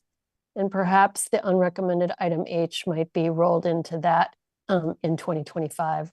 And if not, I hope that it can be added to the list for consideration in 2026. Thank you so much. I'm done. Our next speaker is Aram J. Okay, so one of the things that is, I've seen press on it now. I know there was a public meeting with the fire marshal and the fire chief, and I have a family member that lives very close to Fire Station 4 in an apartment complex that I think is relatively easy to start on fire. So you might imagine I'm been very, very, very concerned that that should be a priority, that fire station should have an engine, it should have an ambulance, and of course it needs to have adequate staff to make sure that if we have fires, they can be put out in a timely fashion without severe injury to people and loss of life. And the second related issue is I met with Tamara Josko, the fire marshal, a couple of times regarding noncompliance by the owner of the apartment complex that my relative lives in. And one of the things that I've discovered was that it does not appear that the fire marshal side of the fire department is adequately staffed, particularly in light of the fact that about half of Palo Alto involves renters, and that there's supposed to be regular inspections of those apartment dwellings, but we don't have the staff to do that. So I'm wondering if anybody's looked at that and made that a priority as well, to make sure that the fire marshal side is there so that the annual inspections are taken care of, so we're not putting people's lives in the apartments that they rent here in Palo Alto at risk. That's it for me on this issue. Our next speaker is Jennifer.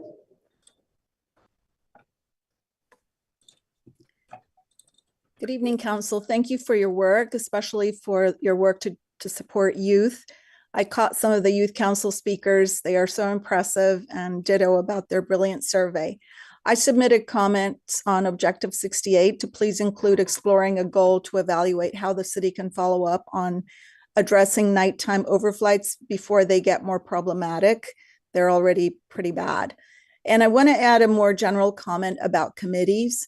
At the March 10th meeting, some of you suggested grouping objectives for the modules, and this would be great to do with a committee work plan. So for example, policy and services could be viewed in terms of how much is devoted to audit, how much to council, how council conducts business, and then other topics could better stand out for how they support city priorities and to track over time. The more you can make communications about the city's objectives and methods of giving issues attention accessible, the easier to engage the public, if that is your interest. I think that would help everyone be able to feel more comfortable about approaching the city. Lastly, I want to support the Quiet Zones initiative. And I think just in general, being proactive about issues that involve risks or hazards to have item AA2. Thank you. So we're going to move on to AA1 now. Yeah, got reversed in this other document I just picked up. Adoption of a resolution responding to federal actions. A new item added because it's the report out of the ad hoc who edited, merged, developed a combined new ordinance out of the two drafts that we talked about the last time. So would that committee like to get? I'd be happy to. So much has happened in the 3 weeks since the mayor and I first brought this resolution forward. And, you know, with federal policies changing daily, often reversing course, it's really time for cities to lead, to be a source of stability and reassure Palo Altans that we will guard our resources. So last time, it seemed that we all wanted to do something, and I hope that this will help us find a way to stand united tonight, because the residents I've been speaking to recently have been expressing even greater concern. So let's act. As the mayor explained when we first brought this forward, this resolution is step one. It's a platform for action. We maintained that platform, but tweaked it a little bit. Our purpose is really just to set us up to respond as quickly as possible to the policy changes that we're seeing. So Section 2 of the outline of the resolution still outlines how we will do this. And I really think that Congressman Liccardo must have read our resolution, because when he's been talking at town halls recently, he's been promoting a three-part response to Washington: legislate, litigate, and communicate. And that's really what this sets us up to do. So we're maintaining still to communicate. We're committing to keeping residents informed of changes and any increased risks to the city. I would suggest that the city manager include any notable concerns in his weekly report to council, and perhaps our mayor would include them in his monthly press conferences. To legislate, we continue to say that we will share the resolution with our lobbyists, with our electeds. We'll have to closely monitor what we hear back from lobbyists and actively encourage our state and federal representatives to pursue legislation that protects us or oppose that could hurt us. To litigate, we'll need to consider whether to file friend of the court briefs or join lawsuits. So there are two paths outlined in here for getting that before council so that we can move nimbly. Last time I described a suit where other cities were pushing back on huge cuts to NIH funding, including a loss of about $100 million to Stanford. We missed that opportunity, as well as a friend of the court brief on cutting grants to jurisdictions like ours that don't cooperate with ICE, but there will be more. So we have the two paths to do that, either directly to council or through PNS, and it can be done by staff or by any two or three of us. So, I really appreciate the leadership of the mayor in working with me when I brought you this idea and bringing this forward. And I really appreciate working with Councilmember Stone on trying to meld these two together. And we continued to have the first section that sort of translates our pre-existing Palo Alto values and our pre-existing legislative guidelines into the context of what we see happening today coming out of Washington. So we have some kind of scope-like guidance going forward. And, those Palo Alto values that were pre-existing, the last value there is on innovation and how we embrace it. And we do. And we're proud of the insightful, data-driven change that we see coming out of this valley, but not the sweeping, ill-informed cuts like we're seeing in Washington. So here we are. We need to speak for ourselves, behave with our values. We've listed them out. We've tried to translate them into this context. We've set up a platform for action, and I hope we can pass this so that we can have a city that our kids are proud of, and so that we can move on to acting when needed. And so you have the draft. Councilmember Stone.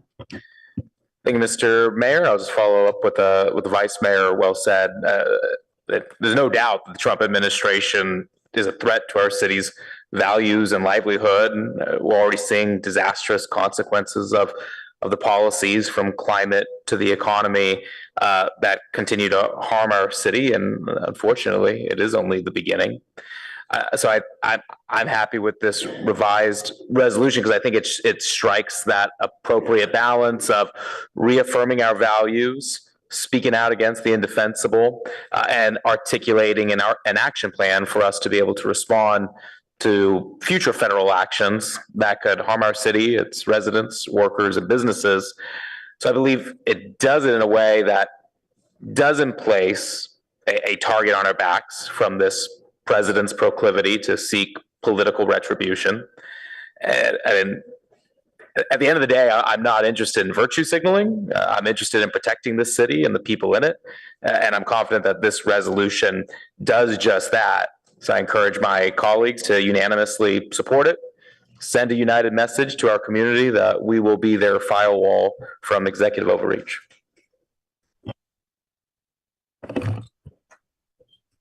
Thank you. Hearing from other council members now, Councilmember Burt.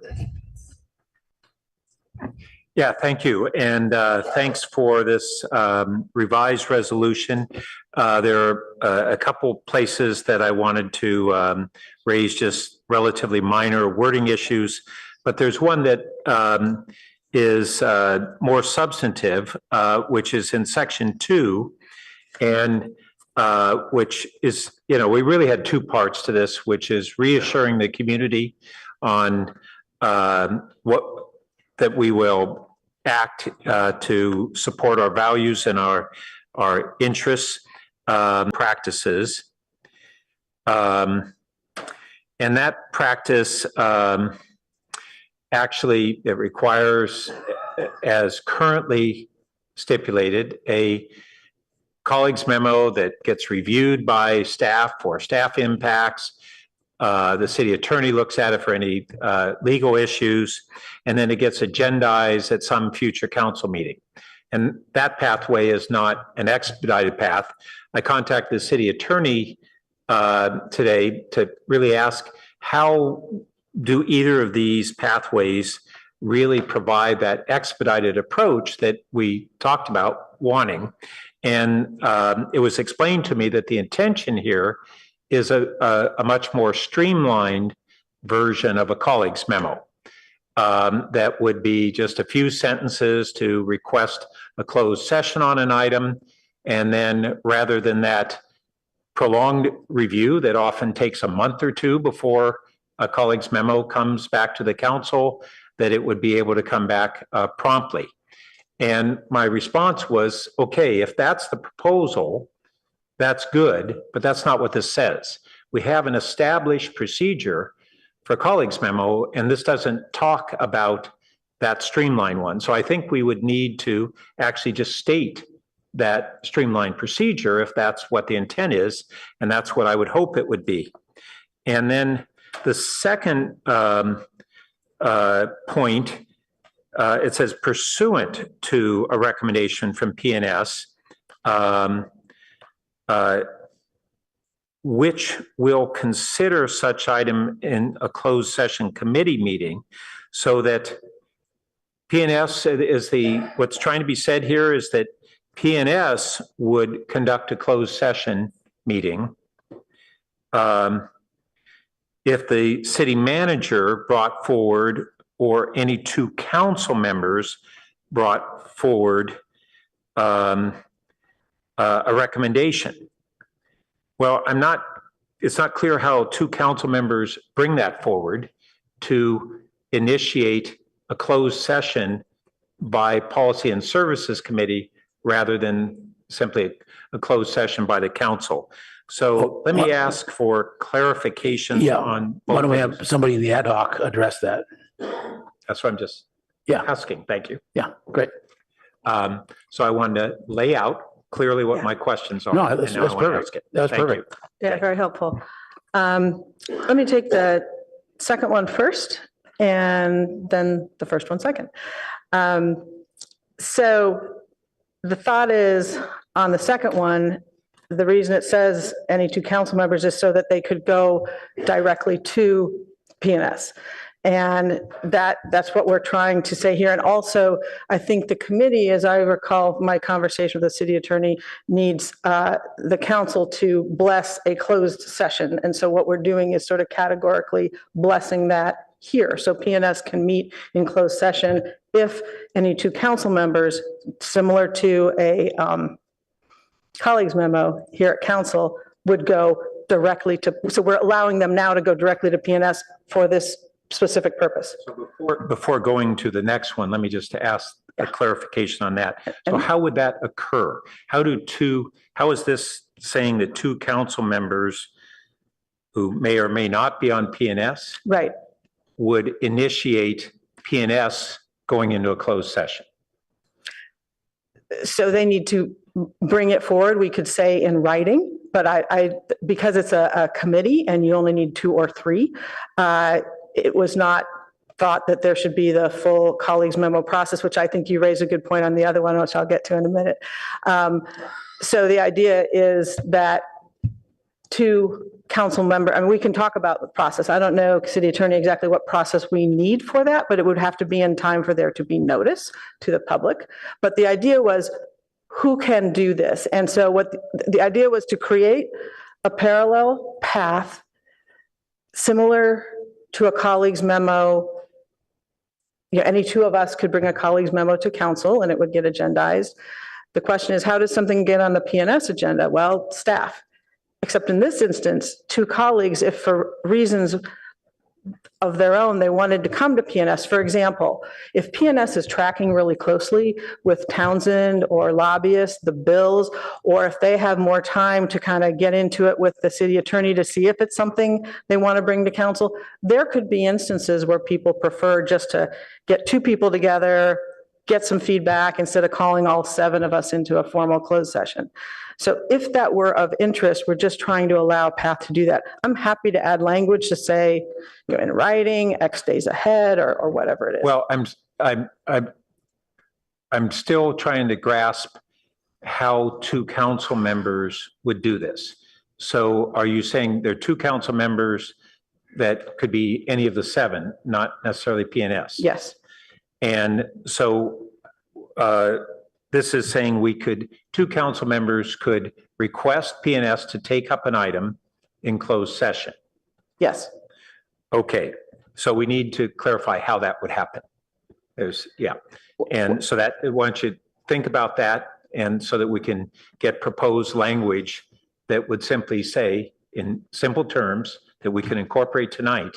How would that be happen? One of the things that I had suggested at our last meeting on this is that we could even do it perhaps, and see what the city attorney says, under council member comments, and do it publicly and do that. But that needs to be just clarified how that would happen. Just on that point, I think the idea was to leave it as broad as possible, so that if it were through council member comments, or if it was in writing from 2 council members, like if an email was co-signed by 2 colleagues that was sent to the city attorney, or I guess it's the city manager and deputy city manager Chantal Cotton Gaines. Yeah, but we don't have procedures to do that. So I think we're creating a new procedure. We need to say what that procedure would be. I'm happy to do that. Okay, that's what I'm asking. That's what I'm asking. All I was trying to say is I don't necessarily need one or the other. I like what you're helping us do. So thank you. Okay, so I remain committed that we tonight need to put clear language on one or more paths that would happen. And it goes into the handbook eventually. That'd be the case, I would think. Yeah. And then, so on your first one on the per existing colleagues' memo practices, so we'd simply in that case do a regular colleagues memo, and so it wouldn't go to PNS. That's the alternative path.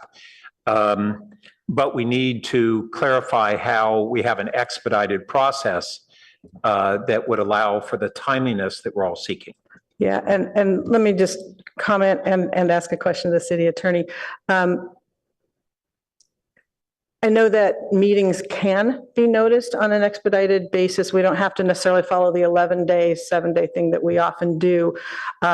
So do we need to clarify here that could be done, or could it, I was assuming it could just be done.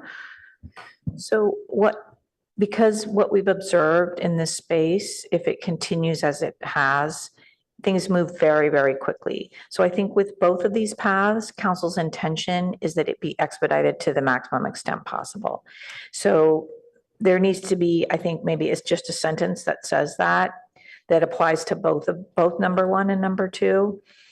And to answer Vice Mayor Vinker's question, yes, the minimum time so you might catch it at a time when a meeting is coming and you could amend an agenda. If not, then you would be scheduling a special meeting, and it takes 24 hours and a majority of the body. So that's at least 4 of 7 council members, 2 of 3 PNS members. And then did you also want the actual document itself to be streamlined? It sounded like, because that's, I would assume so, because Yes. writing a colleague's memo currently typically takes a couple council members, 2 or 3, couple of weeks to go through drafts and things like that. right. And so the contemplation here was not that the council members would, work it all up, but that would identify the opportunity, identify any documents associated with it and ask for it to be agendized. It would be the name of a case or enough of a description that we could find the name. And whether the opportunity was to join as a party or to sign on to an amicus brief. And perhaps this came to one of your knowledge through some professional network that had some background information. You could even forward an email or a document. And that's really all we need. We don't need a write-up. We would provide information in closed session, depending on the amount of time available. It could be in writing, or we might just make an oral report to support council's consideration of the item. Well, I'm wondering, given our hour and the need to sculpt the procedure better, whether we might choose to adopt the resolution tonight with directing staff to return with changes to the policy and procedures manual that would reflect the intent that we've heard tonight. And then we would have that as a discussion and approval by the council. Well, the downside of that is we probably wait 2 weeks to get that back. I could probably take a stab at it based on what the city attorney just said. I'm fine. Frankly, I thought we would have that sort of clarity tonight. So if we can come up with good language tonight, I'm good with that. On clarifying on both these. So while that's being worked on, if I can, I'll just note a few more minor wording things. Under section B of the recital, it says an unprecedented number of executive orders. And I think we want to clarify, these are federal executive orders. It's implied, but it's what we've seen is mostly executive orders, but it's really federal actions. And these even could be legislative action that we want to participate in. Congress could pass something that we think has similar implications and similar question as to whether it would stand legal review. Congress can pass laws that courts subsequently determine are illegal, and that I wouldn't put it past it. I agree that most of what we're contending with right now is executive orders, but I support just a little broader statement that gives us that much latitude. And then second, in that second to last line in B, it says that these are likely illegal. And I think most of us or all of us would agree that we believe that many of these actions probably are illegal. That hasn't been determined. We are not justices or even judges. And so I think we should modify that to say either potentially or whatever. And so I just think that is an overstatement as much as we are all very concerned with the legality of some of these actions. And then under section 2, the fourth bullet talks about promoting Palo Alto's values through these court filings. But I think it really is our interests, which are more concrete. And that's what we would be protecting is our interests. There's an argument to be made that that's encompassing of by stating values, but I think our interests are really what we're pursuing by the legal action. And so that's I think the other thing, I'll just say the other comment is that under the recitals of our values, when we adopted these, and only a few of us were on the council when that happened, 2 of us? They were kind of brought forward at the last minute, and I agreed with the values. I didn't agree with the wording that was brought forward. In fact, the initial wording was highly alliterative, and we only got it refined somewhat at the time. I just think it's clunky, and no need to say now and in the future in a repetitive way. And frankly, environmental sustainability now and in the future, that's what sustainable means. It's, so that's a really clunky, redundant. And then integrating equity. I don't think we need that second clause on considering how decisions affect people differently. It can be there. I would prefer succinct, and then, and I don't think on the final two that we need the word will to start off. So that's not crucial. I just think it's better to have concise clarity as much as possible. Thanks.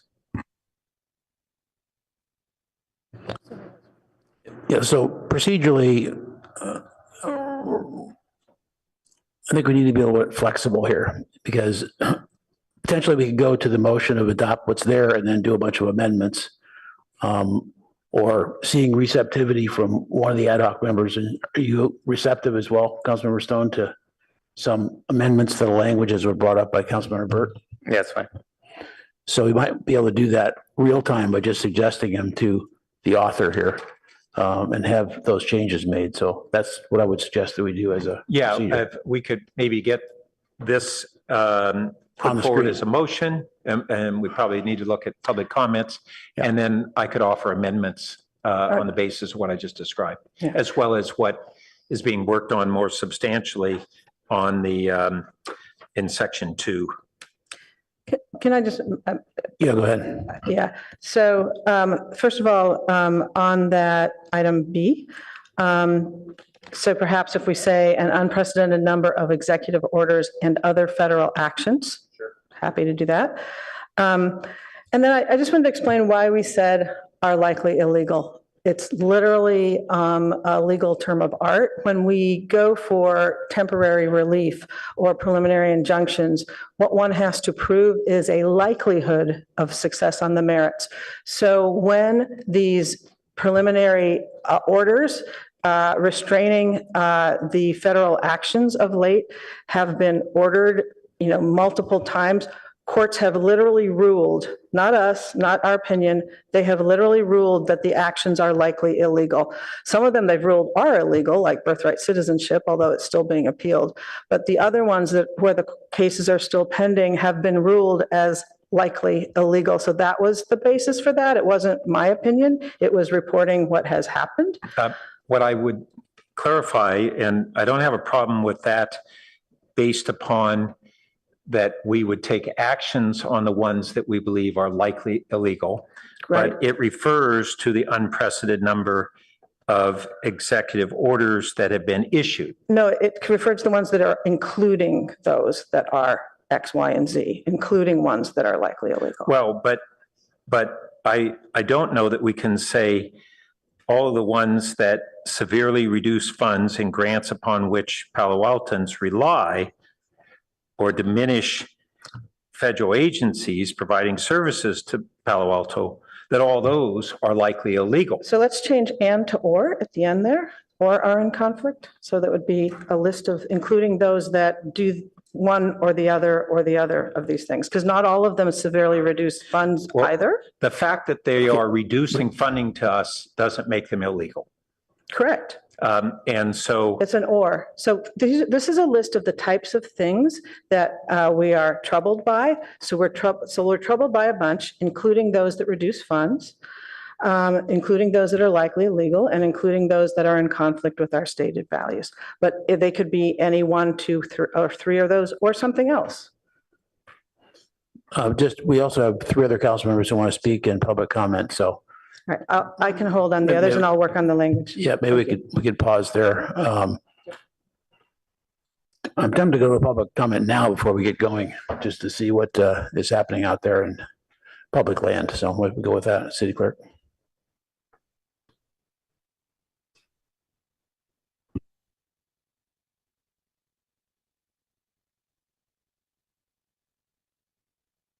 Our first speaker is Jim K. Excuse me. Good evening and happy St. Patty's Day, everyone. Thanks for your patience. No worries. It's a difficult subject. And it's late, so I'll keep this short and sweet. I'm here both as a Palo Alto resident of 40 years. You may remember me from, I think, 3 weeks ago. I'm also here as a member of the Indivisible Palo Alto Plus leadership team, IPA Plus. We're a new local chapter of the national grassroots organization, Indivisible. We're presently about 250 strong and growing fast. So we wholly support this resolution. And as a recovering perfectionist, I might say it may not be perfect, but let's not let that get in the way of good enough. And then I'm just going to, we must work together at local levels. I think I'm preaching to the choir at this point, to defend our constitutional rights. So again, we strongly support this resolution. I'm sure you guys can button it up here shortly. And we applaud you for standing strong. Thank you very much. Our next speaker is Aram J.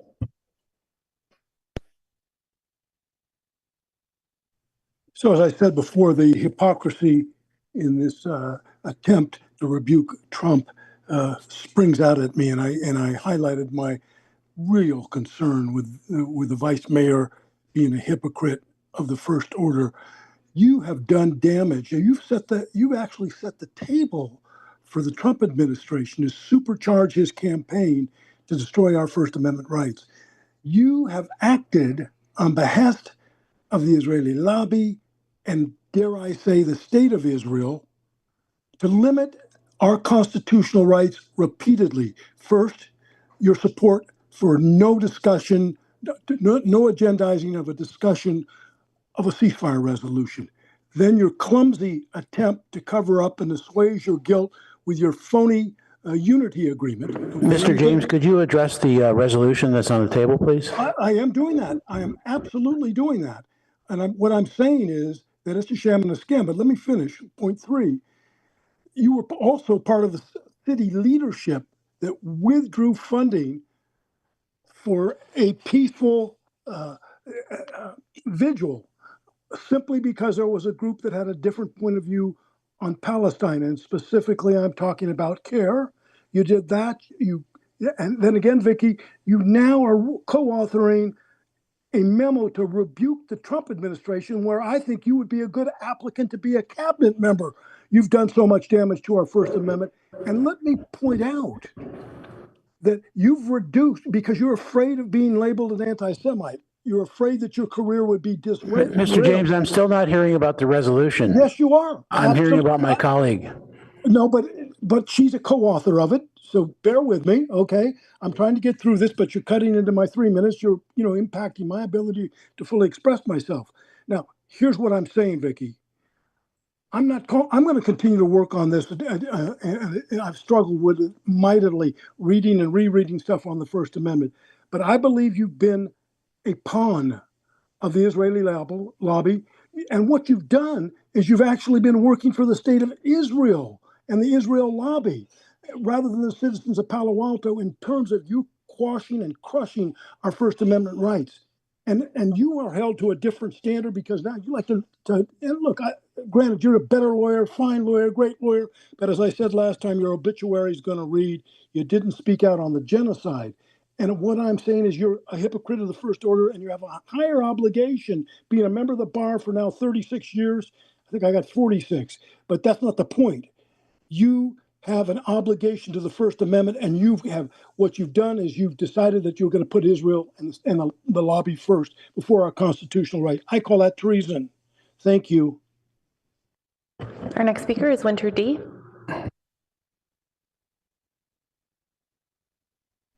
Hi, I think you're really on track here with this new draft of the resolution. It has taken out any reference to particular persons, meaning Trump. It's turned all of any negatives into positives insofar as what the city supports rather than opposes. I think that's a much wiser way to be expressing what we're doing. I continue to like what I call the declaration of values at the top, and that everything else flows out of that. So I think that that's right. I appreciate what Councilmember Burt is mentioning to kind of put a little bit finer point on some of the process parts and making sure that it's understood that this is to be able to be nimble when action is needed. So I appreciate all that. I appreciate you all for putting time into this and to listening to each other about your various drafts. So I just wanted to say that and encourage you to get this done with all due speed, and because we all note that things are not looking too good for upholding the Constitution and treating well all of the people in our community. So thank you for this. Councilmember Rectal. Okay, yeah, thank you, council members, for putting this together, and Vice Mayor. It is certainly good enough. I have a couple comments that hopefully make it even more good enough, but it's overall, I think you did a very good job. Thank you. Section item B, I did, it was a little more provocative than I would have written. For example, unprecedented number, I would probably said there's many or a large number as opposed to unprecedented, but doesn't seem to be necessary. Then also the fact that whether it's illegal or not, even if it's legal, if it violates palatable values, we're going to push back on it, and we may push back in a different way. So the fact that it's illegal in there, I think, makes it narrower. I would try and keep it more broad. We're trying to stand up for palatable values and not necessarily fight everything.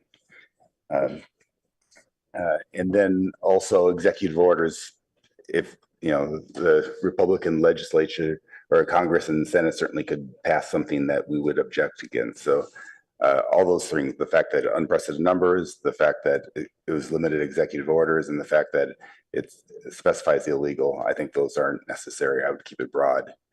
And the other thing was down at the bottom, right now, is there any way that we, if you have two members, can we get anything to policy and services? There's no current method for discussion at policies and services. We have no procedure for doing that, do we? Today. I'll ask the city attorney or city manager to answer that. If two council members want to refer something into policy and services, how would they have to go about doing it today? They bring a colleague's memo to council and council makes the referral to policy and services. Okay. Or your colleague's memo procedure says talk directly to the city manager, and the city manager may be able to bring it directly to policy and services if it's already within the council approved and defined work plan. Okay. So I would think that you'd want, if something happens on Tuesday morning, we want a closed session in the council as soon as possible. I could see that one situation. The other is that, yeah, we have a short, we have a week or so, but we don't want to wait for the next council meeting. So we really want to get policy and services on it, but it's not a rush overnight, and we want them to be able to noodle it and have it in the meeting. So I would think of having a mechanism so that two council members can get something before policies and services. So it's kind of, is it rushed? Is it medium? Or if otherwise our current procedures have plenty of time? I would think that, and right now this doesn't have either one of those. It does actually. That's what's intended by number 2. And I think this is as simple as an email copying your second council member to the city manager or the policy and services chair saying, would you please look at this lawsuit? Okay. Does it have to be a closed session? I mean, I could see if it's a legal matter, it can only be a closed session if the Brown Act allows it. And if the council is considering initiating litigation, then we do qualify under the Okay. Brown Act. And normally you would want to do that because it allows a confidential forum for discussing risks and benefits. So what happens if it's legislation or we lost a grant or something like that, and we want to have policy and services talk about that? That would be an open meeting, wouldn't it? Correct. Okay. Unless you were considering bringing litigation to try to challenge it in court. I agree with that. So I would broaden this to not just be a closed session, but any session of policy and services, depending on the mechanism that we are trying to achieve. So, okay. But apart from those things, good job, well done. Thank you. Councilmember Lou?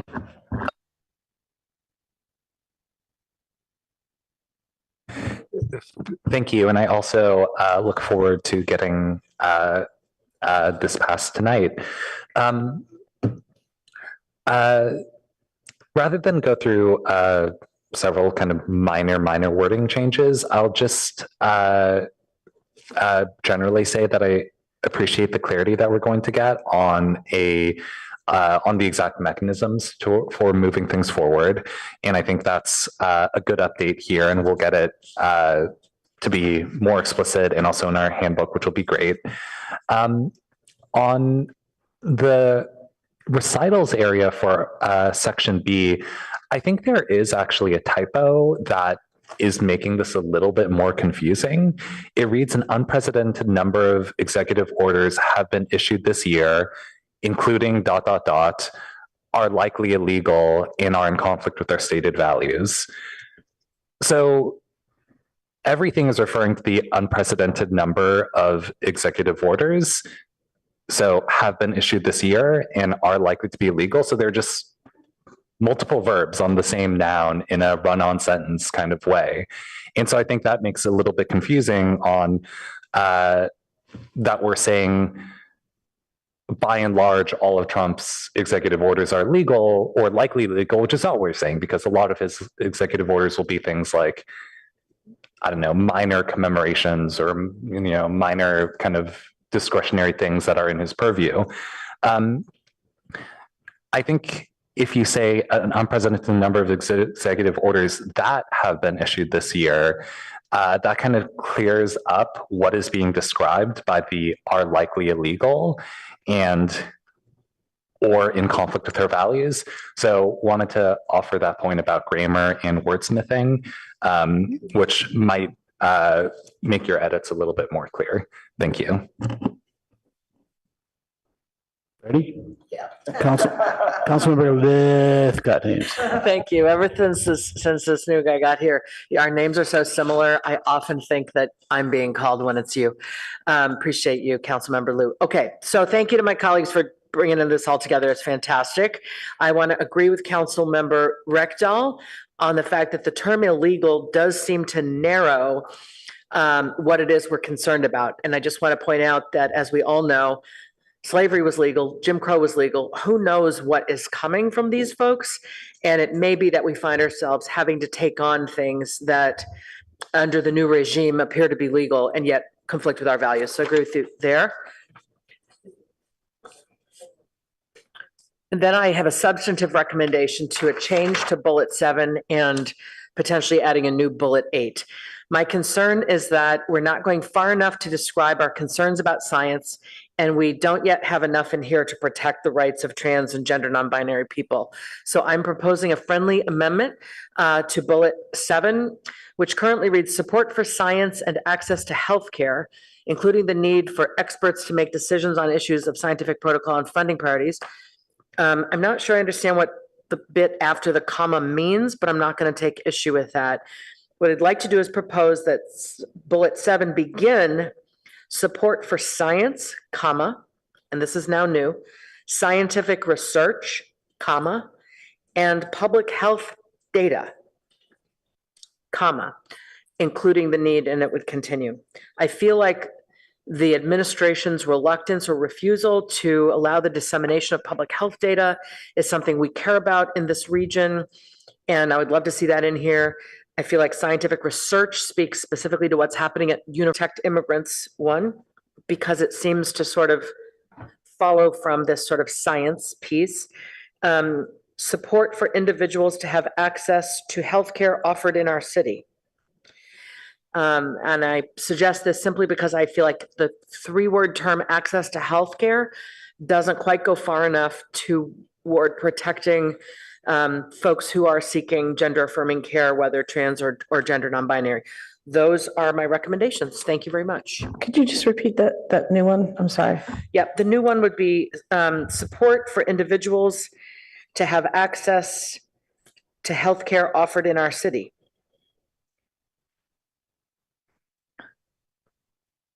Or simply support for individuals to have access to healthcare.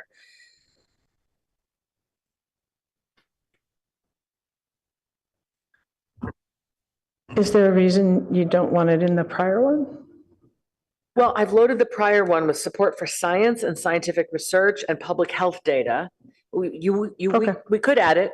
I just felt it was getting a little, I wasn't sure what the bit after the comma, including the need for experts to make decisions on issues of scientific protocol and funding priorities. I didn't quite know what that meant, so I wasn't sure if the healthcare bit fell in there, but wherever you want to put it is fine with me. Okay. Is that conclude your comments? All right. So and heard public comment and councilmember comment. Let's go back to our somewhat unusual process here of trying to wordsmith this tonight so we can get it closed.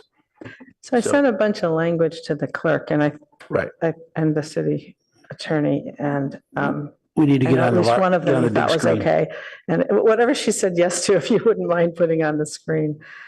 And if you want to see it in full context, I could send you the whole thing. Did you literally redline it? I was going to, and then I went back and I didn't have it in red line and I couldn't keep up. So I'm just putting underscore. So it essentially is, but it's homemade red line. Great. Vice Mayor Vinker, did you get my second set of comments? Maybe not. Yeah, and although I did, I'm glad the reminder, which is, I do want to think further about Keith's issue. Right. Because I did think that was smart, but I'm not sure, because I was moving on other edits, I'm not sure and this was where you want to move quickly on advocacy as opposed to litigation. So those are really bullets 1, 2, and 3 above the litigation one. I think adding it to the litigation it's already, there's a lot going on with that fourth bullet. But what Councilmember Rectal is adding is this expedited request by 2 council members, which isn't already reflected in the. Right. So Councilmember Rectal, I think I heard you to be speaking about bullet 2 and section 2 about sort of the lobbying legislation, things beyond litigation that you wanted to be able to do more quickly. Yeah, if it's a litigation, then we can do a closed session. Right. If it's not litigation, then it would be an open session. And I think that council members should be able to introduce that to either type of policy and service meeting. Okay. Gonna need another minute to do that. Something's appearing on the screen. Yeah, so here, and I need help probably because I was doing this pretty quickly. All right, so these opportunities may be presented. So this is the litigation piece that Councilmember Burt brought up. So we bring the opportunities on as expedited a basis as possible. That then, depending on when it comes up and when the deadline is. My 2 or 3 colleagues, that should have an S there.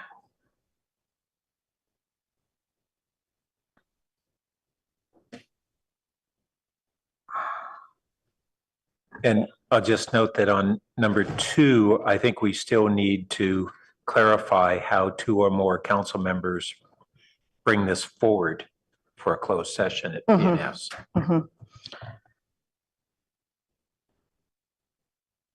And maybe it's the same as process as we did in one. I don't know. Yeah, originally I had that language up in the antecedent paragraph, and then when I moved it into one, and then it doesn't iterate for two, but because it got messy up in the prior paragraph. Oh, we can just repeat it into it. Yeah, that's good.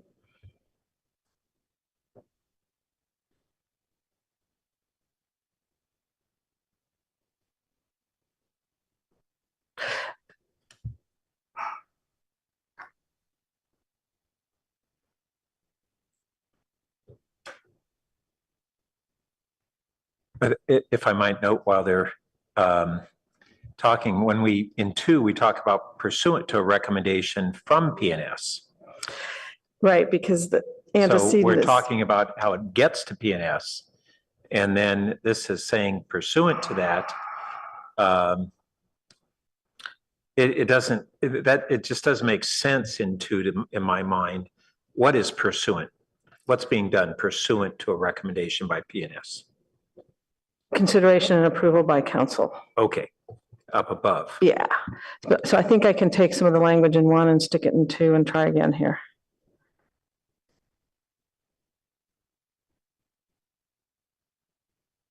Okay, I think I got it.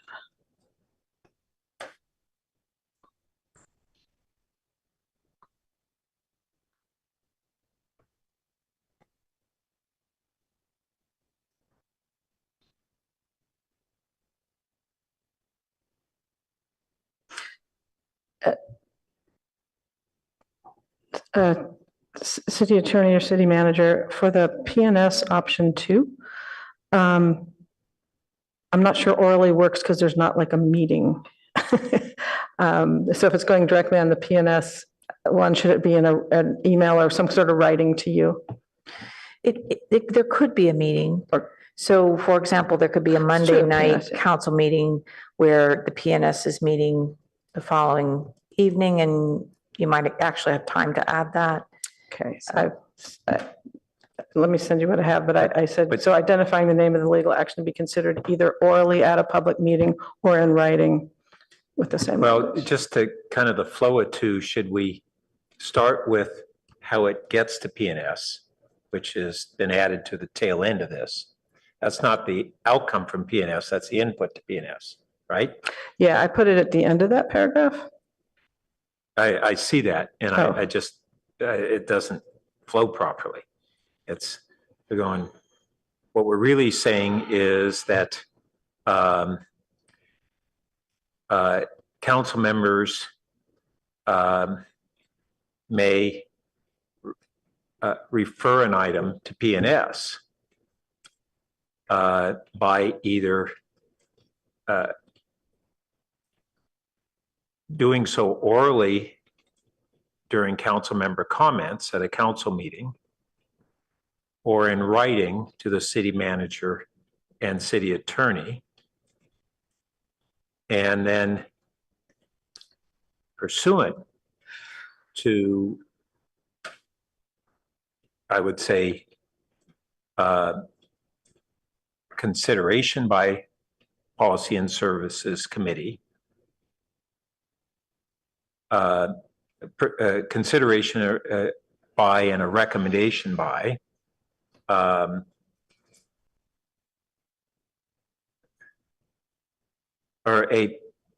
guess what we're really trying to say here is after that referral, PNS may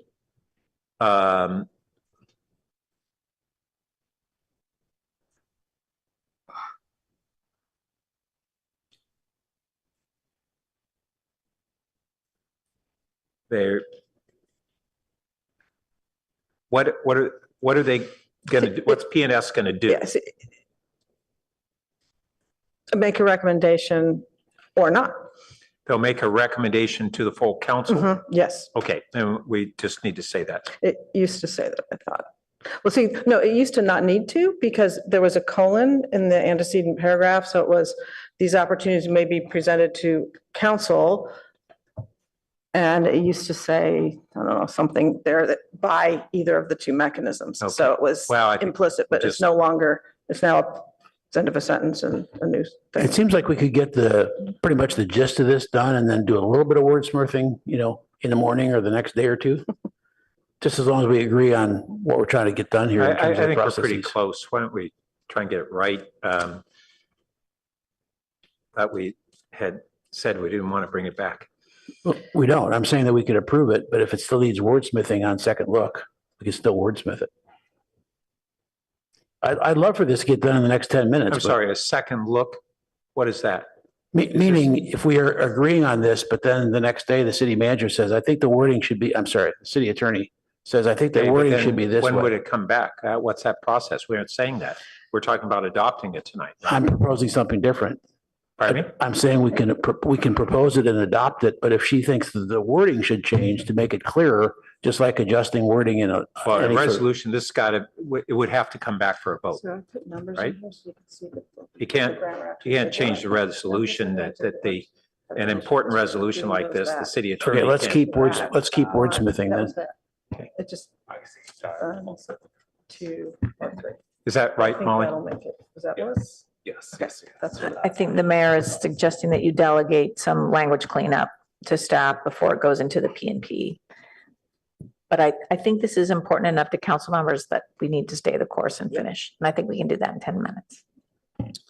Yeah, I think we're pretty close. I sent Councilmember Lithcott-Hames language also. So sorry, if you're getting inundated with emails from me, but.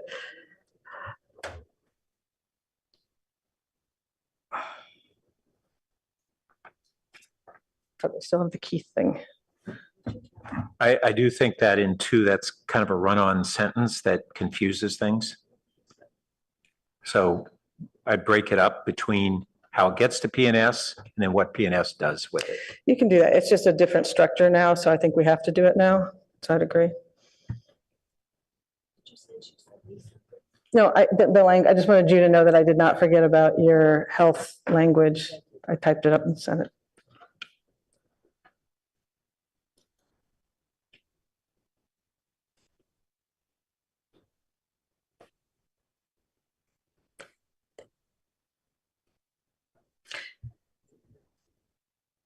So in number 2, if we, now did it change again? Oh, now we've gone back to the previous order of that section, starting with pursuant. I don't know how that, we just went backwards.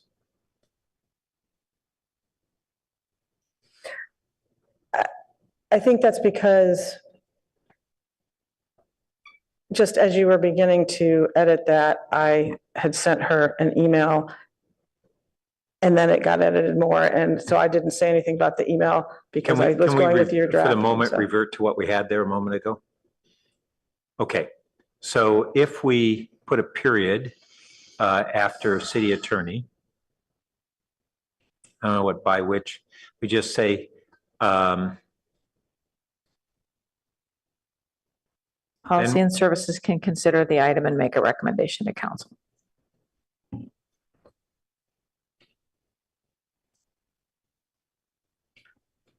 It should be may consider.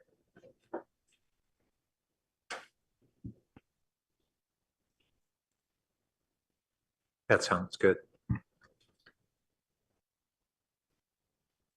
If it doesn't distract the clerk too much, I'd actually like to have a substantive chat about Councilmember Rectal's idea because I think it's important, but I also think it's slightly different than the litigation case.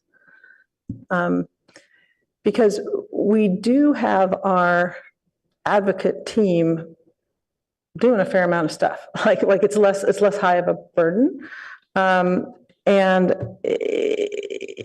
we give them direction through the legislative guidelines, which are largely state oriented, but then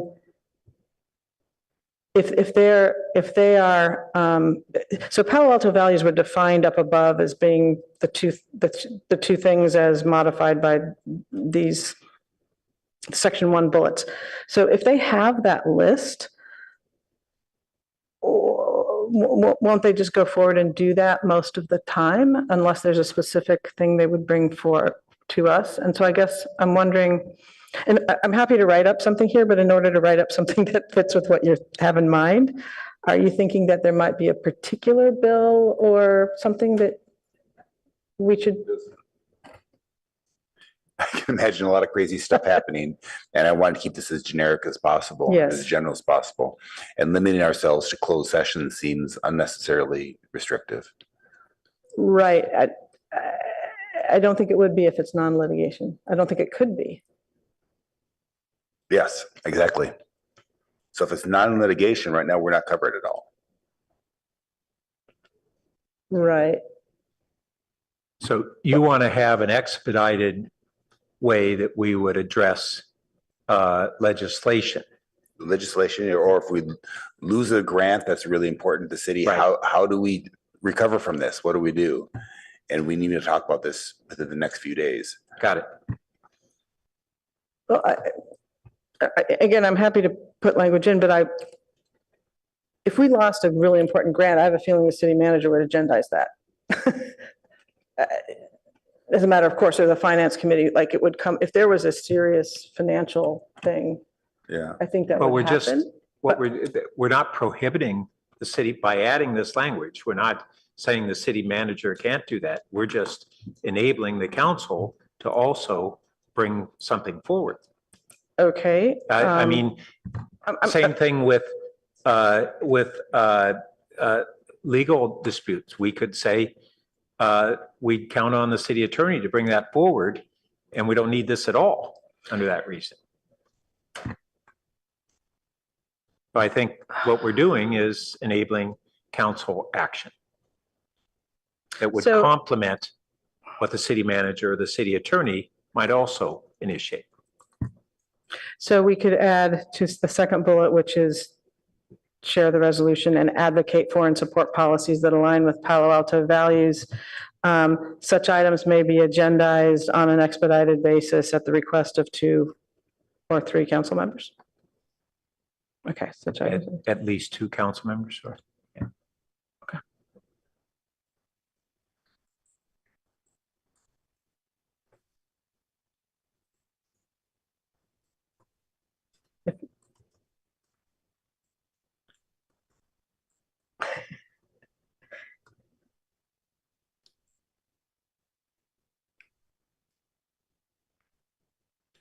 If not, I'll send it to you, but you probably did.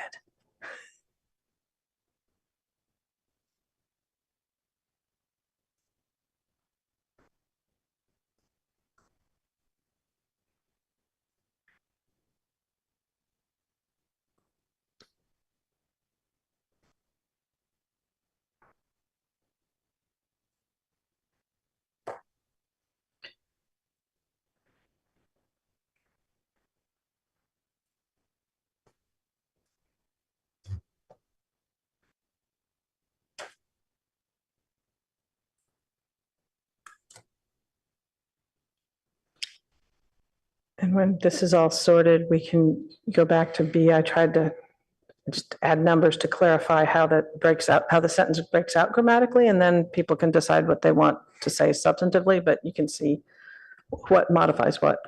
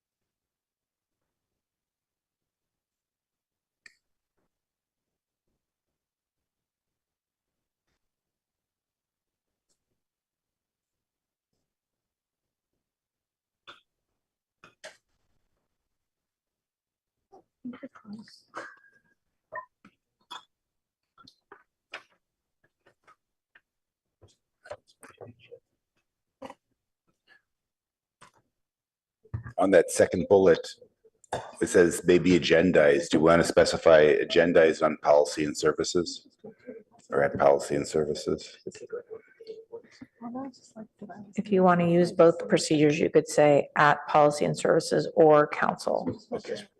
Yeah, that's better.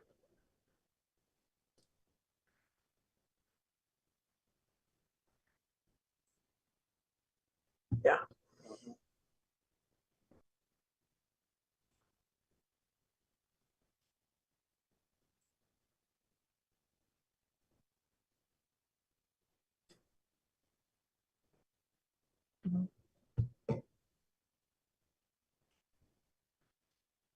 We're gonna make agendized a word. It's gonna get in the dictionary. Vice Mayor, that looks good. Did you capture any of the other? Yeah, I think they're up above. I mean, I Okay. sent them to the clerk. I don't know if she's had a chance to integrate them, but yes, I've been typing. Why don't we scroll from the top?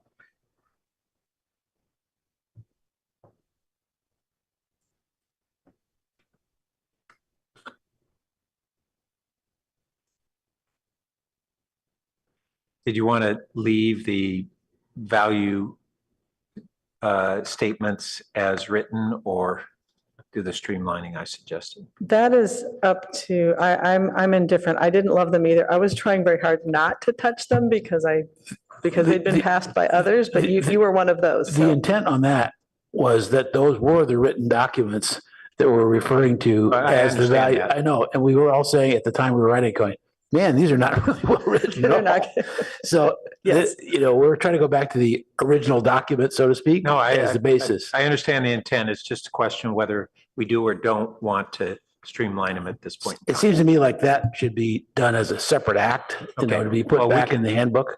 Yeah, when we do the handbook update. Yeah, Okay. That'd be great. That'd be great.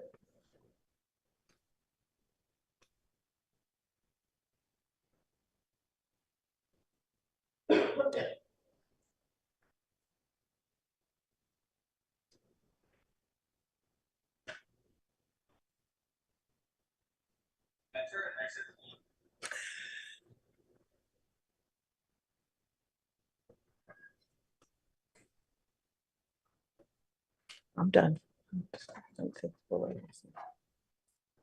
So section B has a change, and then now moving to the next section that has a change.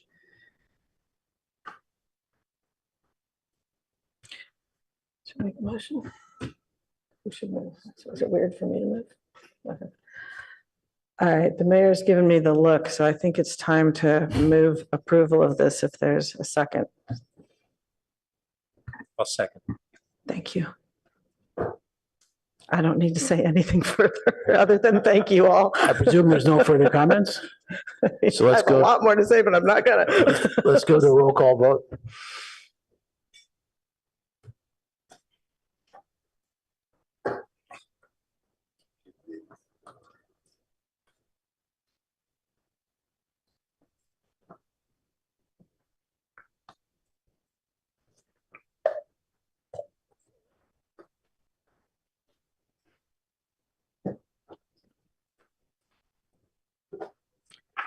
What's she typing? Because it was getting long, I took out my fancy paragraph. I have a beautiful paragraph. I'll leave it all. I'll say it tomorrow. It has nothing to do with you, but I'll say it. You need something to fill in.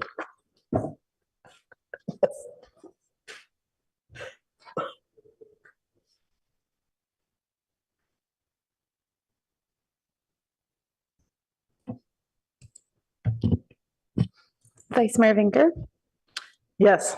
Mayor Lowing, Yes. Councilmember Stone, Yes. Councilmember Rectal, Yes. Councilmember Lou, Yes. Councilmember Burt, Yes. Councilmember Lefcotte Haynes. Yes. Motion carries unanimously. Good going.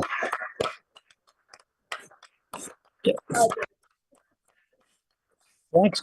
We have a standing ovation from everybody left in council tonight. Thank you. Thank you. That was a collective effort, and it took time to get here, but the whole point of taking the time is so that we don't have to take the time later. So it accelerates the process, and that's the core.